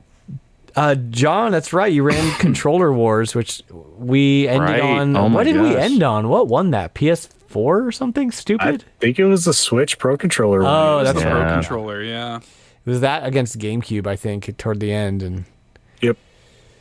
Poor GameCube. There's a lot of disappointed people with this Switch winning. Yeah. Which is weird. I really liked that how would we fix Pokemon discussion too. Mm-hmm. I thought that was pretty cool. I liked that, there's a way to have that kind of measured discussion and to sort of track Dan's like progression from like I hate Pokemon, to now I'm like a Pokemon fan and like playing all the cards and stuff, and it was kind of fun to track all that. I think I always was a fan. I think that I was just I couldn't really find a way to relate to it anymore. Mm-hmm. And then, which is relatable, I think. I think we've all been there, right? Liam was talking about that today with Final Fantasy. Yeah, maybe I'll come back around, and maybe you'll fall off Pokemon. Well, my son started playing, and then I was like, "Oh, okay, we're back." Yeah. Yeah. I'd say probably the episode we did about Treasure. Oh man! Big time! I was looking back. I had to verify that was this season because it was pretty early on. But I was, at least I'm going off of when I did the blog post, which I think accompanied it, and that was January. So yeah, that's right. It all becomes kind of a blur at some point. I know it's tough. Yeah, was that more than a year ago? But not quite. Awesome, good stuff. Well, thank you guys. We've got a couple answers from the community too. We've got Flightsy coming back. He says, my favorite RetroLogic memory from this season is when Dan trash talked Garfield. Yes. And then everyone on the server decided to never let him live that down, of course. You inspired me to get back into Mario vs. DK Miniland Mayhem, even though no one joined me. And then Poltergeist will change their name to Polter Listener and just lurk around the Discord. Yeah. We need an account where it's just Poltergeist saying dumb stuff in the Discord. Warrior of Wazd, aka the Ambassador, says, I love the voice work of the guest who did Fat Princess. That was Adam. Yeah. Adam crushed it with all. He really did. Oh man, he crushed it. I wish he would pop in, but he's just, he's busy tonight. I can't get him to pop in. Yeah. Oh well. He says, away walked in the snow from his grandmother to my grandmother's house. Oh, was that? I have no idea. That's a copy paste error. Part of a bigger. That is a piece of Eric Plunk's response to Presto's question. Okay. So let's do that now, so we're not totally lost. We have a question from Presto, who says, "If you lost all of your gaming memories except one, which memory would you bring back to gaming to recover your lost memories?" And then Eric Plunk says, "For me, it'd be Christmas Day '96." Lots of snow on the ground, which didn't always happen in Tennessee. Entering a 3D world for the first time, other than sampling it at Walmart kiosk in Super Mario 64, was magical. My friend that recently passed said he walked in the snow to come visit him to play Mario 64, right? I think that's what the comment said. Yeah, that's tragic, and what a just awesome, sweet memory to have with your friend, I got N64 that same day, that same Christmas day as well, 96. And that one's pretty high up there for me as far as gaming memories I don't want to lose. What about you guys? I'll go. I can hear, you know, like when you have a memory and you can actually like sensory kind of, it takes off, you smell, you hear something. Yeah. I can hear my dad kind of quiet chanting Mario Kart. I used to go to bed, you know, I was at Super Nintendo 93, is that right? So I'm what, 8, 9, something like that. I used to go to bed, but the Super Nintendo was in my room, and my dad wanted to play Mario Kart, and he wanted to play Mario Kart with me. And so, like, my mom would go to bed, and my dad would come to my room, and he'd, like, crack the door open, and he'd go, Mario Kart, Mario Kart. And he'd come into my room, and I'd be like, yeah, let's go. And we would play Mario Kart for another hour past my bedtime. Oh, that's awesome. And I'd be, like, laying in bed, like, is Dad going to come play Mario Kart with me tonight? And now I kind of want to do that with my kid. So yeah, I feel like that would spark everything. That's like the catalyst of like, oh my God, this is amazing. Oh, that's great, man. Yeah. My dad never did that, but these days, sometimes I'll let Nathan stay up and we'll play some Mario Kart or whatever we're playing these days, Kirby or something. We'll just stay up and play a little bit. And it's so fun. Like when they're old enough to be able to like, really like, you know, and maybe they're not at the skill level yet where you can play like Smash Brothers with them or something, but they can play, you know, they can play Kirby or Mario Kart or something simple with you, and it's just like a good time, good memory. I love that. That's so cool. Yes. Anybody else? I mean, I'd say probably just Mega Man, especially Mega Man X. Like, I could see, like, if I had some kind of mental block, if you just put that game in front of me, my hands would start doing things. It's just muscle memory at this point. But, like, I guess if a specific memory, I used to marathon either the Mega Man Anniversary Collection or the Mega Man X Collection after finals in college in my dorm, because I'd be kind of like stuck for a while after exams ended. Like my dad would usually come to pick me up like at the end of the week, and so it's just like you're just kind of hanging out in your dorm room by yourself because like everybody else is either like don't bother me, I'm studying, or already gone home for break, and so I just stay in my dorm room and marathon Mega Man games after finals were over. Love it, man. Yeah, if I had to... go ahead, Seth. Well, so Presto actually asked this on the Nintendo Drive, and I gave an answer there, but I'm going to give a different answer here. My answer for this is probably Jet Set Radio Future, which, you know, is... I've talked about that game a whole bunch, even on the show, which I think was actually part of this season as well. I think we did that Jet Set Radio right. Future one. Yeah, we did. Yeah. Mm-hmm. Yeah. So anyway, I'm sure I said it then, but I'll say it again now. That game was so just like such a defining moment in my childhood, and sort of, I feel like kind of what Sam was saying, that muscle memory, that kind of like sense memory, just like falling back into it, just feeling like my mind and my hands just like melted into the controller. Like I just felt so connected to that game and its world and the controls, and like I could literally do a line. I feel like, I mean, maybe not, I've never tried it, but I feel like I could do a continuous like line combo in the GG's Garage and Jet Set Radio Future blindfolded. Like literally, I just feel that connected to it. I would do that for hours just because I liked the way the game felt. Like I would just literally, you know, grind on the rail and then, you know, and then do the wall slide and then go onto another rail. I would just do that for hours in a continuous loop. And that was like one of the defining moments of my life where I was just like, I love video games. Like I really love video games. And I felt so just attached to it. I felt at home in that game. Rad. John? If I had to pick one memory, this kind of actually like directly relates to the question. I didn't lose all my memories for gaming, but I did put gaming aside. You know, adulthood hit me pretty hard, and I started a family very early, and I really got out of gaming pretty much while I was in college, up until about I think I got a Wii, but I really only had Mario Kart, and it was just something my wife and I would play every once in a while. Wasn't really that big into games at all. And then when the 3DS came out, for whatever reason, I decided to buy one, and I picked up Ocarina of Time 3D and a few other games, and that just kind of like sparked everything back into motion, and just picking up all my, old games out of the garage and getting everything out, dusted off, start playing things again, and it's turned into all of this all over again. So yeah, probably without the launch of the 3DS, I probably wouldn't be doing what I'm doing today. Crazy.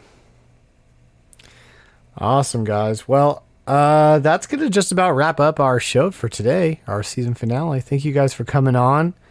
The next episode is going to be the beginning of season 3. We'll have hopefully some new stuff going on. We'll have a new player in the Price is Retro seat, and then, we'll see what happens. But I'm going to let you guys at least the non-hosts, we'll let Liam and then Seth talk about kind of what you guys are doing online, where they can find your stuff. So Liam, why don't you go first?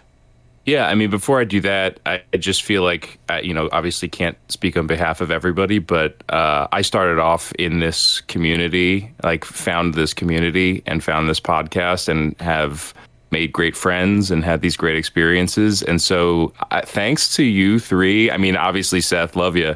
But in this context, you three have created this crazy thing that then introduced me to Seth, right? And then I get to hang with this awesome guy. So I appreciate you guys putting in all that you each individually do to make this show what it is and this community what it is. So thank you for that. Awesome. Thanks. And yeah, come check out Retro Groove. We talk about music. We kind of shifted gears a little bit in our season 2, and we're kind of more laser focused on just one topic, kind of keeping it a little tighter, focusing the conversation and hanging out, having fun. I think we're going to do a kind of spooky Halloween themed thing coming up for later in the month. So stay tuned. RetroGroove_pod on socials. And come check us out. Do it. You can find their stuff on the RetroLogic website as well, retrologic.games. So if you want to check out their feed or whatever, it's all there. Yeah. Mm-hmm. And then Seth. Listen to Seth. Yeah, listen to Seth. Yes. I won't go to. I do 5 podcasts now. It's ridiculous. All of them. Go listen. Yeah, just all of them. But it's just, to echo what Liam said. This is the best retro community on the internet. It literally is. And that's not even. It's just true. The people here are amazing. The community, the conversations, and then you guys, the people who are here making the thing happen. It's incredible, man. And yeah, to get to even contribute a small part to it, to even get to sit here and hang out with you guys is just I feel incredibly fortunate to call all of you guys my friends and to be a piece of this, man. It's awesome. So yeah, continue listening to RetroLogic and supporting these guys, and leave them all the reviews and all the kindness, of course. But my stuff, yeah, everybody probably knows All In by this point. I've been on the show a million times talking about All In before. Keep Nintendo weird. You never know where people are going to jump in, so. Yeah. I think most of the people here, at least Dan and Sam, have both been on Keep Nintendo Weird. I got to have you guys back. I got to have John and Liam on at some point. Keep Nintendo Weird.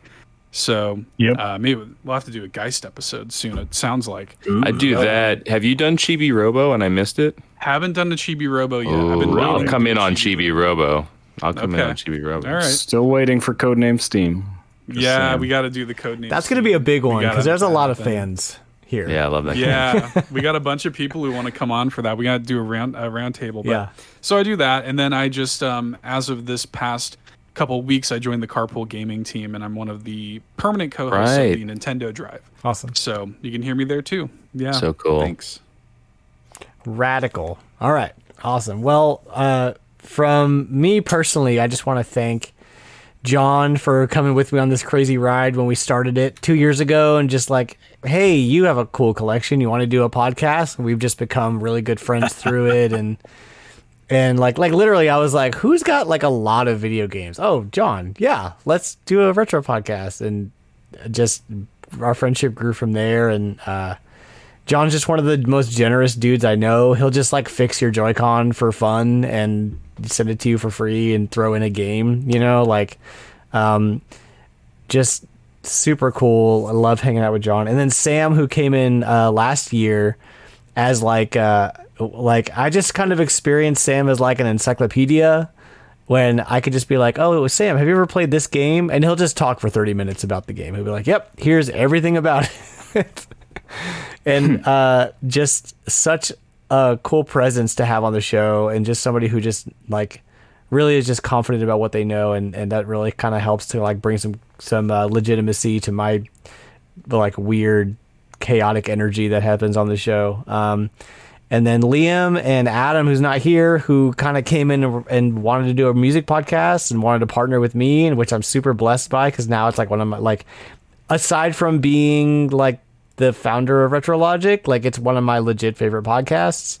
And then Seth, like my very, very good friend, who like beyond podcasting or anything just is probably one of my best friends. So thank you for coming on, guys, everybody, for sticking with us, for having fun with us. And I look forward to the future. I mean, you know, I don't plan on stopping this. I've had to take like a little break here and there just to deal with some personal stuff, but it's going to keep going, and hopefully just going to keep getting better. So with that being said, thanks for listening to the RetroLogic podcast. We are proudly part of the Nintendo Dads family of podcasts. If you like what you hear, check me out on Twitter at RetroLogic Games. You're also welcome to jump into our friendly and 100% non-toxic Discord community.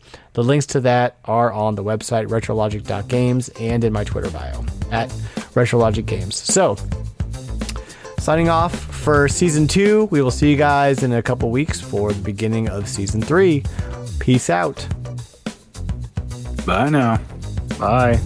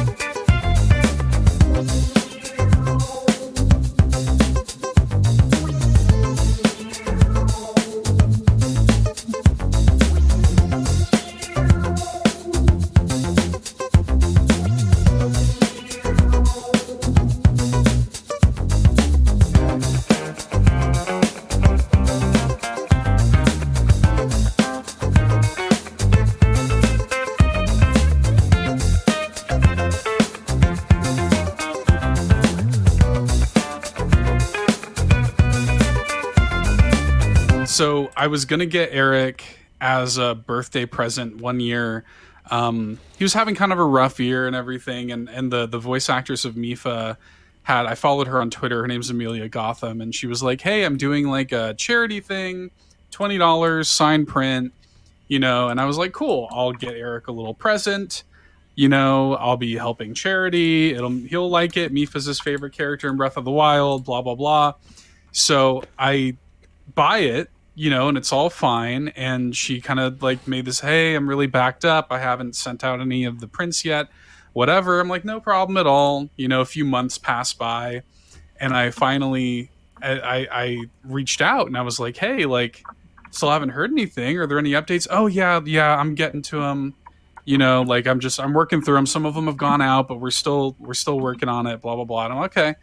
Like 2 more months go by. No way. And eventually, I'm like, so what's going on? Like I bought this like 8 months ago. It's just a signed print, you know. And she just ghosted me. Just nothing. I just never heard anything. Yeah, never heard anything. When was this? This was like 2 years ago. So we're still at 2 years then. The clock's still running. Yeah. Meters on. Yeah. Wow. No, I'm never getting that. We need a Twitter campaign Give Seth his print. Hashtag. It was. I mean, look, it was $20, and I'm just. What my big concern was, and Eric was cool. Whatever, I told him about it. My big concern was like I just hope that money actually went to the charity that you said it was going to, at least, But that was like, I was like, wow, that's, if nothing else, it's kind of a funny story. Mifa stole $20 from me. Like, it's kind of a funny thing to say. Amazing. She's probably mad she didn't get a call back for the sequel. I don't know. We don't know. Like I'm sort of friendly with the voice actor of Rivali, and I thought about being like, do you like have like a contact, thing for her? But I'm not. I don't care. It's $20. I don't care that much. Totally it's like, do you want to be that guy? Not really. Not over a $20 print. You know what I mean? But I thought about it briefly. So good, root beer. It's like that, and you're drinking the right kind, dude. A&W. It's okay. Ugh. I love A&W. It's all right. It's still just flavored soda water, right? It doesn't be like a real. I would argue that all soda is flavored soda. Yeah. Okay, sure. That's pretty much the definition of it. But you can get actual like microbrewed root beer that's like the flavor of root beer and not flavored root beer. Okay. Yeah. Like orange soda isn't like, oh, here's a carbonated orange, like squeeze it. No. Sure, but I'm not. I mean, look, I'm not going to the store and getting no microbrewed root beer. You're missing out then. That's your problem. If you're gonna, I make my. Do make it yourself. Is the way to go. It's the best. It's like I'm not gonna. I only make my root beer floats with microbrewed root beer and vanilla bean gelato. Right. Go try some Virgil's root beer, and then let me know. I'm sure it's if your mind has changed or not. Virgil's is pretty good. Shut up. I grew up on Dr. Brown's. Dr. Brown's is where it's at for me. Don't know what that is. I think I've had just either go of dig these. up like my own roots. Dr. Brown sounds like what happens if I eat too much Thai food. I'm just. I love that. No, I'm just my sausage I'm a roll simple this man. weekend. Yeah. Dr. Brown pants. Nailed it. Wait a minute, is it Doc Brown pants? Like, just drop the Doc Brown pants. They're white. Welcome to Poop Logic. Yes. It's not the first time we've been here. Not the first time. We've been to Poop Logic. We've been to Poop Logic before. Yeah, it's weird. And then, Holy moly! Okay, there it is. Now we can start.